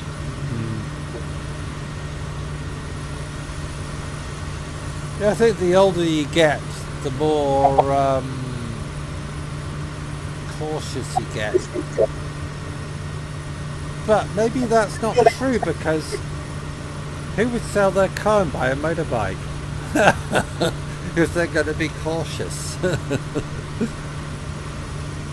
Person has enough of the government. And then you're saving money. Who would have thought we would turn from electric to sunlight in the house? Yeah, exactly. And purify our waters. Well, Tony's right. The only reason I sold my car is because I couldn't afford to fix it anymore and I couldn't afford to run it. So, and I need transport. See, I reckon you should get one of them disabled ones. Well, I can't. Why? I'm not going to go through it on YouTube. No. But my son did. He's not on, I don't know, he's on a higher range. So yeah. It's a good idea, but I would think I would, even if I got the higher range of mobility, I would still ride a motorbike. You can get motorbikes actually. I went on the site, it says, do you want a motorbike? I went, no. I'd love a trike. Riding a Trike? trike. Oh, yeah, the trike. Oh. Yeah, that would be good. I've seen him.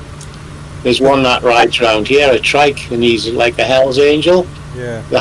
He's got the high bars on the front, and the seat is raised behind him, and on there he's got a skeleton. Really? Yeah. You know you can ride a trike on a car license. Apparently. You don't need a motorbike license to ride a trike.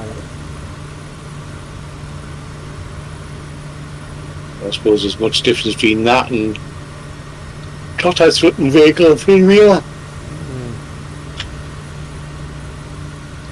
I've got, as I say, I think about October this year, the car's mine, like, so debating what to do.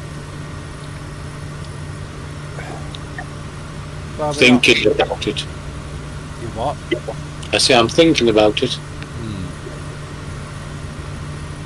27 minutes to land in 67 miles. Yeah. Shall we crash it on landing? Yeah, just for the fun of it. 26.7. Wind options. Wind. It's not changed. It's still 33, 337 degrees. They're saying an offshore wind of 5 knots. That can't be right. Offshore wind of 5 knots. I've got wind hitting us dead on at 10 knots. Oh, we'll see. We'll see what it's like when we get closer. It So we've got these hills to cross here. Then, we'll come down a bit lower and see what the wind speed is.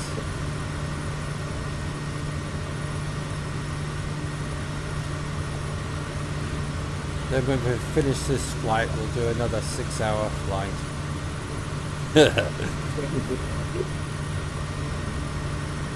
No, thank you.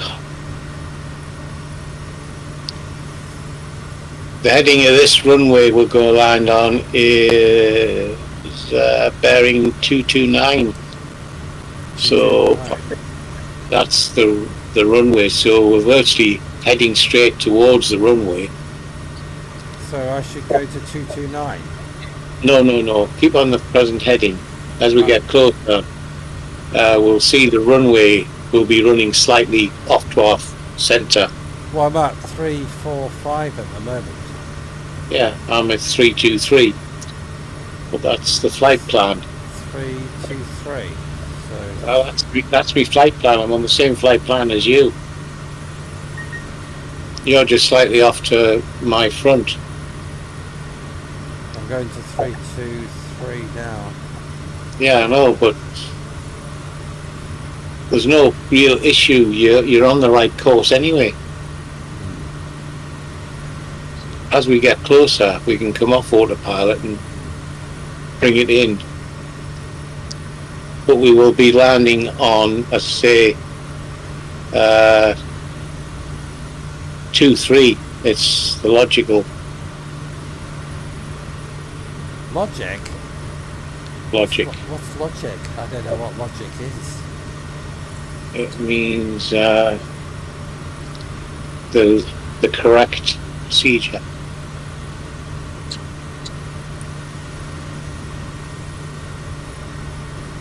I didn't learn much at school.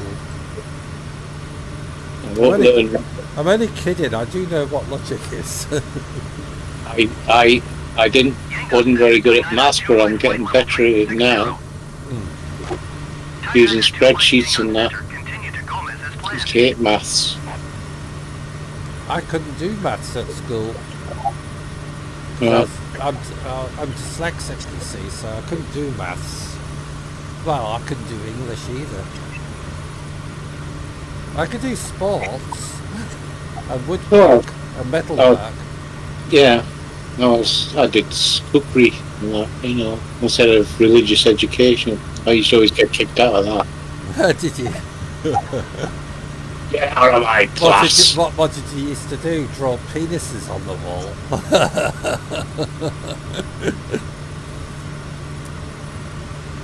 Religious education and stick a big willy on the wall.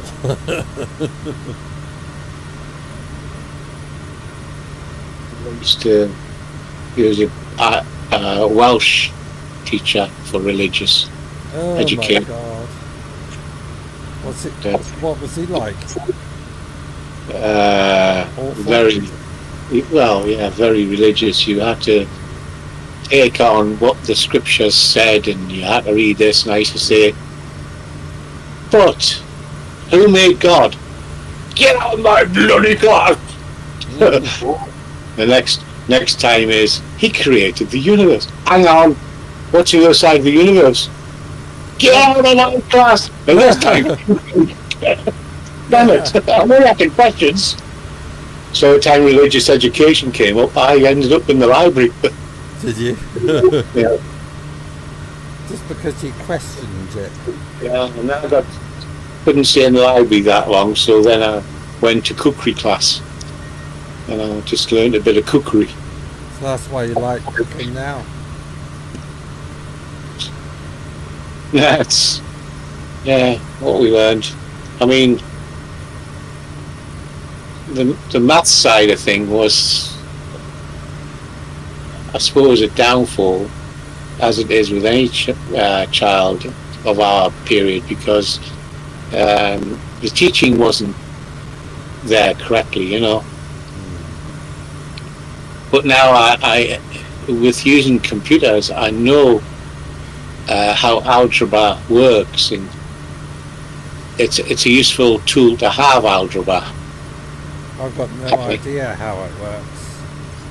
Well, it's easy in the respect that your numbers become letters. Yeah, I understand that. Okay, so it's easier for this. It's a scientific thing. They can, rather than go through paper after paper after paper of doing mistakes of numbers, right? Let's just say they have an answer that they want things. So they put A plus B equals C. That's all it has on the board. That there is the sum that the scientists can work on. They can change A's number to whatever they want. They can change B, and those numbers will give you your C. But they don't have to write the sum hundreds and hundreds of times. They just work out the numbers and say, well, what if A was 10 and B was 5? What does it equal? It's 15. But we don't want 15, we want 75. So what can we do to change that number, you know? And it's just replacing a value of C and B to numbers. And that's how algebra works. So you can probably get twice as much out of algebra than you can out of maths. Well, algebra is maths. It is. I've never understood it, but I've never understood maths either. Yeah, I mean, when you're using Excel sheets and that, it's all. I don't even know what an Excel sheet is. Well, I'll give you one for your bank. You never used it. Oh, one of those, yeah. Yeah. I have used it actually. Yeah, it's good because it calculates, and that's using A plus B minus C. It's how it works. If you've got in the first column of A is your income, say £500. In the C column, it's £500.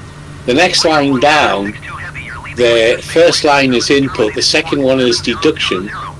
So you have, you tell it that, I don't know, C1, which is the end line of the top one, yeah, is the answer to what's put in the line above.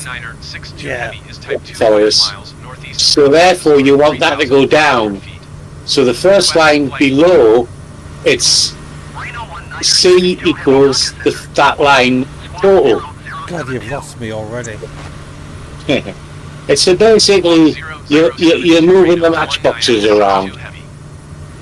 It's easier to explain to you in person than trying to explain in verbal. But basically, you're just transferring numbers to different locations. To letters. Yeah, it's a bit like how this plane's working in a minute. It's transferring what's percentages in the tank to a number that we understand.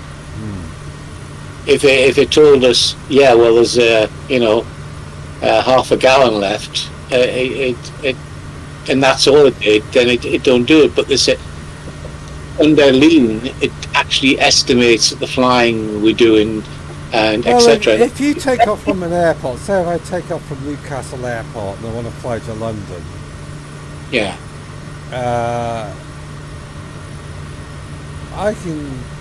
You calculate how many gallons of fuel you use a minute, That's it. then you times it to the mileage, Yeah.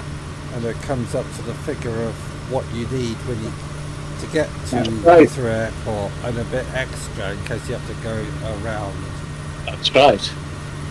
Well, I can do that, Well, that's algebra as well. but I'm doing that through maths, not algebra. Yeah, but you need to know your aircraft then. You need to calculate. Well, it's like we've been flying around the world. Have we ever run out of fuel?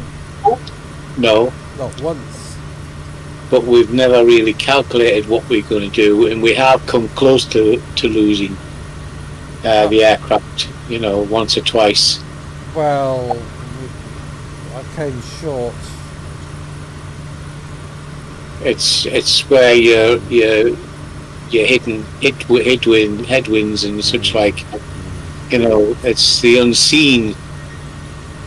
But Yeah, we had a few near misses that we didn't know we were going to hit these headwinds, and when we were flying along, and anyway, we had a few near scrapes.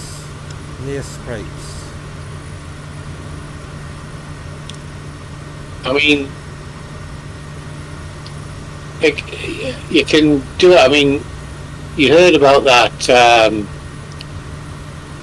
A320, I think it was, that ran out of fuel at 33,000 feet.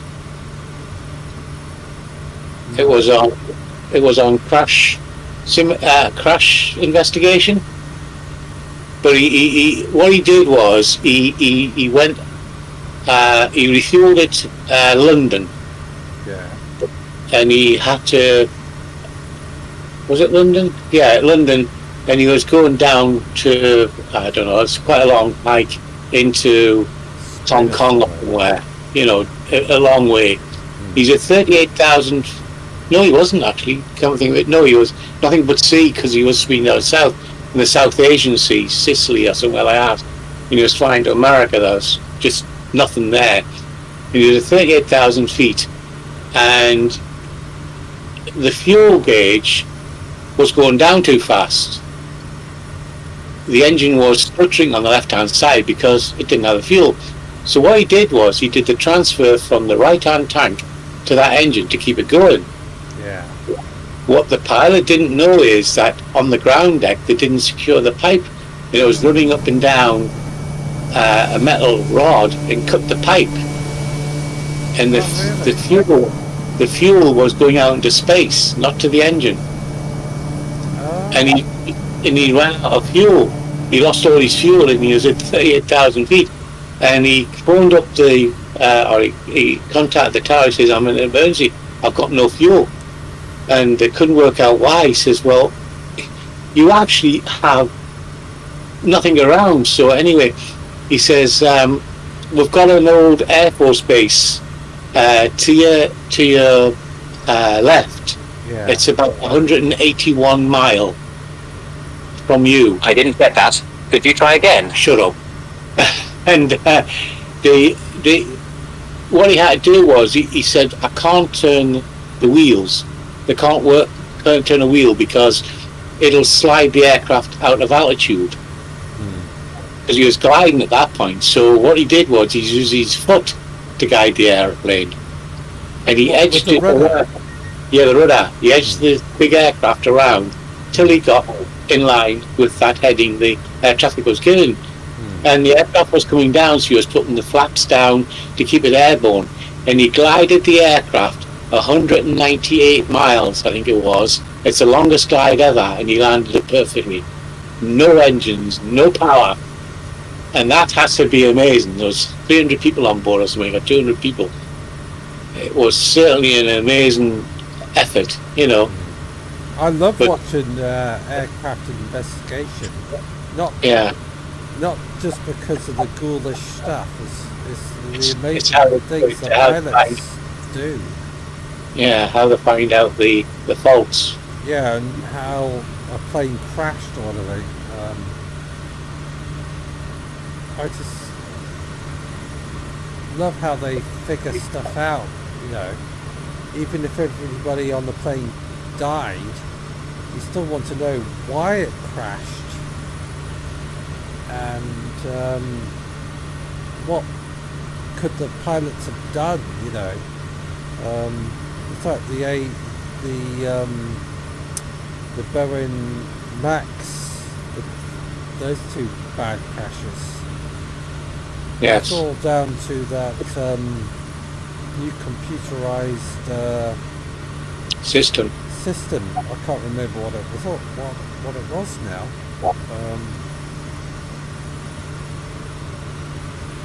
The plane just took control, and whatever the pilots did didn't really make any difference. Very sad, very sad. Anyway, we're not far from the airport now. I'm going to edge out because it is actually on our maps now. So I'm heading for the coast. Yeah, I'm gonna do the same thing because according to the wind direction, it's an offshore wind. Yeah, well, it's kind of an angle, isn't it? It's going to hit us on the side as we go in. So I'm going to take it off autopilot. DACA Center, Reno 1962 Heavy. Well, I'll keep it on autopilot just to Clearance adjust the heading. transition, Charlie airspace. I'm taking it off autopilot. Reno and, 1962 Heavy DACA Center. Why Cleared is- through the Charlie airspace. why Cleared is it through not Charlie working? airspace, Reno 1962 Heavy. My heading's not working. You took autopilot off Put it back on again. and press heading.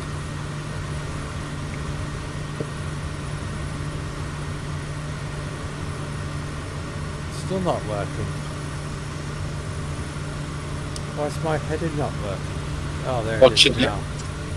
It's working now. So we've got an offshore wind, so we need to go offshore to come into the runway. What I'll tell you now is another help for you. Okay? Well, you're going to be technical. I'm not going to be too technical. You know, when our GPS is set up, it goes for the center of the runway, doesn't it? Always. It doesn't give us an end of runway. It always goes to the center of the runway we're going to. Yeah. At the minute, on your left-hand screen, the purple line shows you where the center of the screen of that airport is. Yes. As we get to the coastline, that's going to start turning. When the two lines line up, then we can turn into the airport. Do you see what I mean? Yes. That purple line is going to go further and further around to the right. When it's pointing to the right, that's where we can turn in. That's what I'll be doing, because you can see it gradually moving. Yes, you can. Yeah. So my thing is, as soon as I get on the coast, I'll go down the coastline and drop my altitude to 1008, and then once that is at the right hand lock, I'll turn the aircraft in, 119.4 for and Reno hopefully it'll be 1962 on the Heavy. runway. Approach Reno 1962 Heavy. I'll slow my speed down as well. I'm just keeping an eye on the wind direction. It's been a constant. It's still an offshore wind. It's unusual to have an offshore wind. Well, it's kind of blowing down the coast, isn't it? So altitude is 3,500. So I'm going to come down a bit in altitude. I'm going to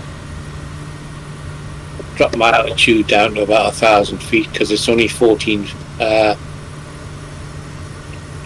What did I say? 100 minus 1200. It's 14 feet off the deck. So, you know, if you get down to 1,000, you're still going to be 980 feet high for coming in. So the airport's over there somewhere, over there. To the right, it actually almost touches the coast.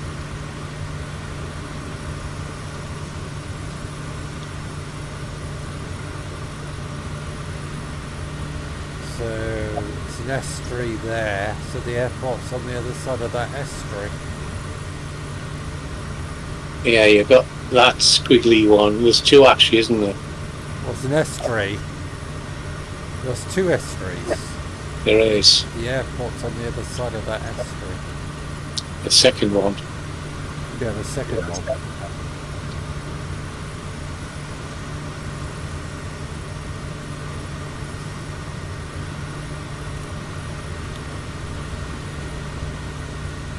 Right, got my feet ready on the rudder pedals and we're coming down in altitude to 1,500 feet.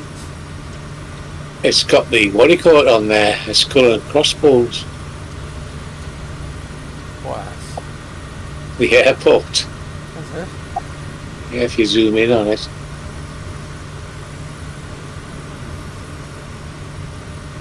We're going into pirate land. So there's the first estuary we're coming up to now. I seem to be getting very low. Why am I going so low? Well, Altitude. I'm going down to about 900, well, 1,000 I'm getting down to. I'm going too low. Just adjusted my altitude. So there's the first estuary to our right. Over there. And there should be another estuary. Just a bit further up, I can see that. No, there's only one estuary. Oh yes, there is two estuaries. 1, 2. So that's the first one there. Then we got a second one with the airport next to it.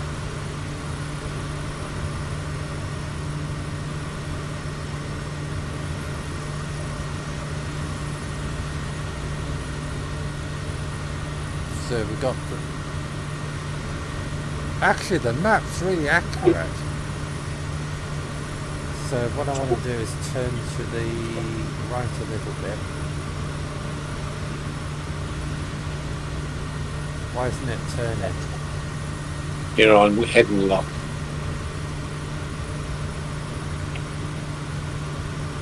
My plane's not turning. You're on autopilot and it's on heading lock. No, I'm not. It should turn and it's not turning.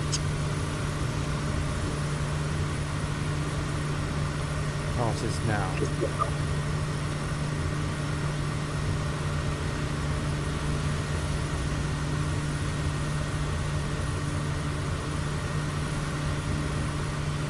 There's Tony over there. I'm coming out more into the sea than Tony is. Because I'd rather be further out to line up with the runway. So there's the second estuary over there, and the airport should be around about where my arrow is there. That's where the airport should be, over there. Looks like we come down across that estuary in. It's I see it now. It's actually only a little way in. I'm just having a look on here. There's a marina on the coast. It's just a bit inland from that.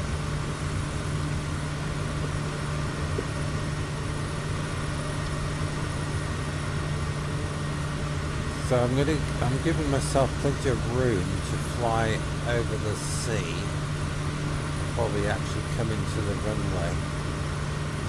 Because the runway should be, looking at the map, it should be over there somewhere. Yeah. Around about there. So I'd rather give myself a bit of room and fly over the sea to give me a bit of time to figure out where I am. I can cheat a little bit and go out for an outside view.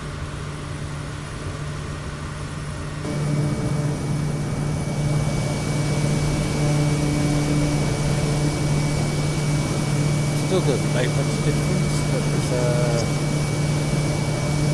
in the river, so I go to the airport there. Tip the end of that kink. Yeah.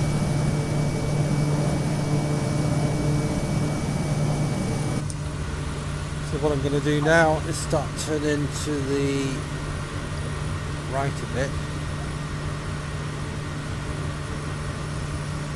Me too.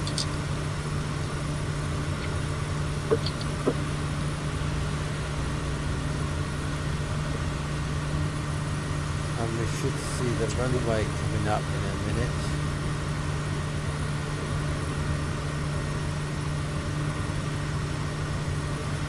Can't see it yet. I don't know if that's a runway or not. That looks like it there. Looking at the map, we should be turning. I can see the runway. I can see it. I can see the runway. Right. I need to turn right a bit more.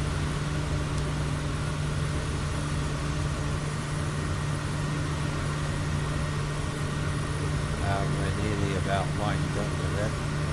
Need to throttle off. Yeah, see it. Put the flaps down 1 notch. Take it off autopilot. Yeah.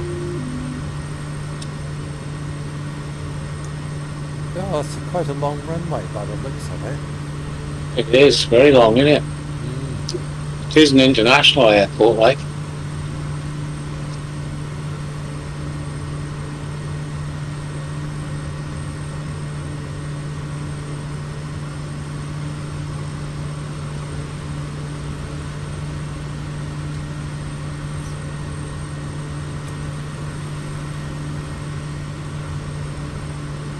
Got the wind hitting us from the right to the left. It's 11 knots.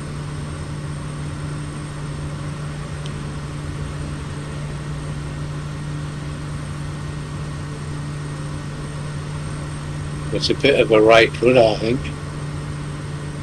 Right rudder? I think so, to straighten it.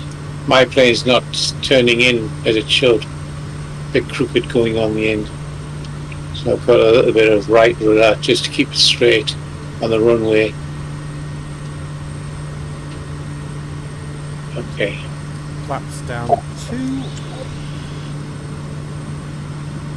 Flight sim froze a little bit. Why does Flight Sim always do that? You're just about to come into landing and then bloody freezes.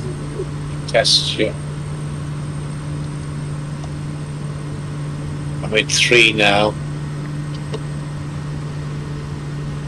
Why have you got green wings? Because I've got a green plane. 500. God, look how close me and Tony are. Whoa! Just flew past him. You are. Eaten.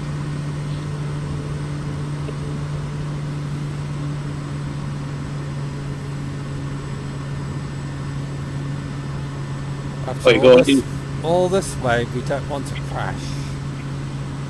You actually nearly pulled into that cafe down there. You were that low.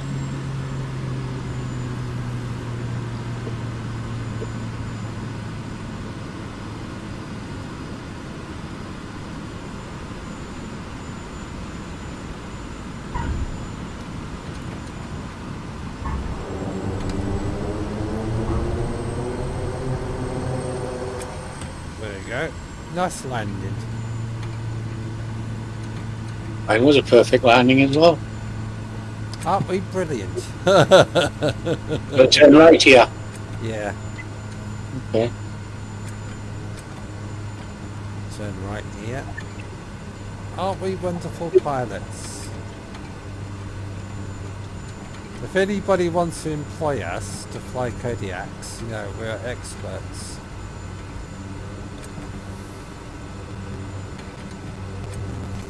Look at that, Tony just had to get in front of me.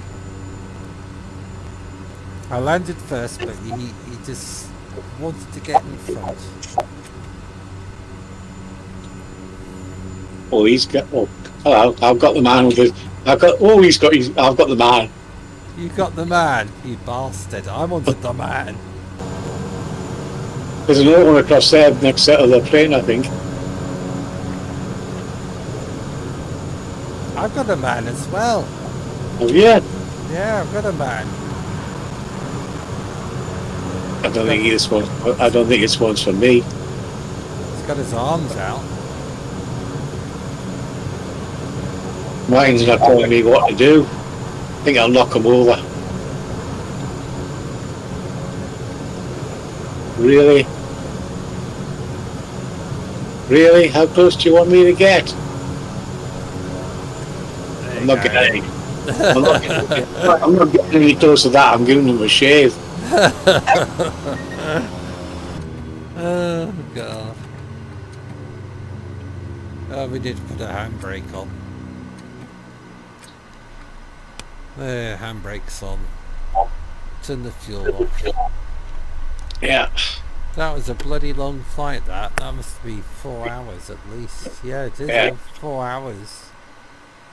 We've been flying for over 4 hours. My god. I've never got over 4 hours, I don't think.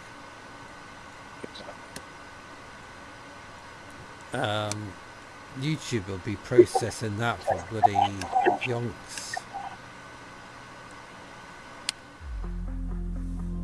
Oh, there you go. Yeah. Didn't give us the full one because it crashed. There you But go. hey, Tony's plane's on the other side of that plane. Outside view.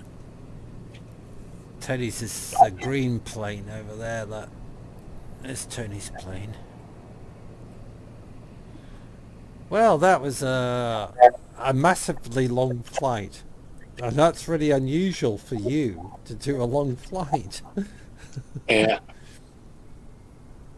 Anyway, thanks everybody for watching. Oh, Yeah. Keith actually came in and we didn't even acknowledge him. And Oh. Vanessa. And Vanessa. Oh, sorry, guys. Sorry guys, I didn't even know you were there. I was so concentrated on my piloting. So sorry. Yeah. Do apologise. I'm going to see your channel live when you are... What? You are... partners in channel. Hi, you two pilots. Hello. Where's your partner's channel? Uh, That'll be me. That'll be me, wouldn't it? yeah, yeah. The GGI man, Tony. You just click on. But I do no. apologise. I didn't even see them. I wasn't looking at the comments because I wasn't expect anybody to comment. I do apologise very, very much. I'll come to your channels and apologise. yeah. Horrible Right. people we are. Horrible, horrible, horrible. For not looking at the chat. That's Tony's fault. I'll blame him. Well, my phone's the only way I can look at Thingy Bob, and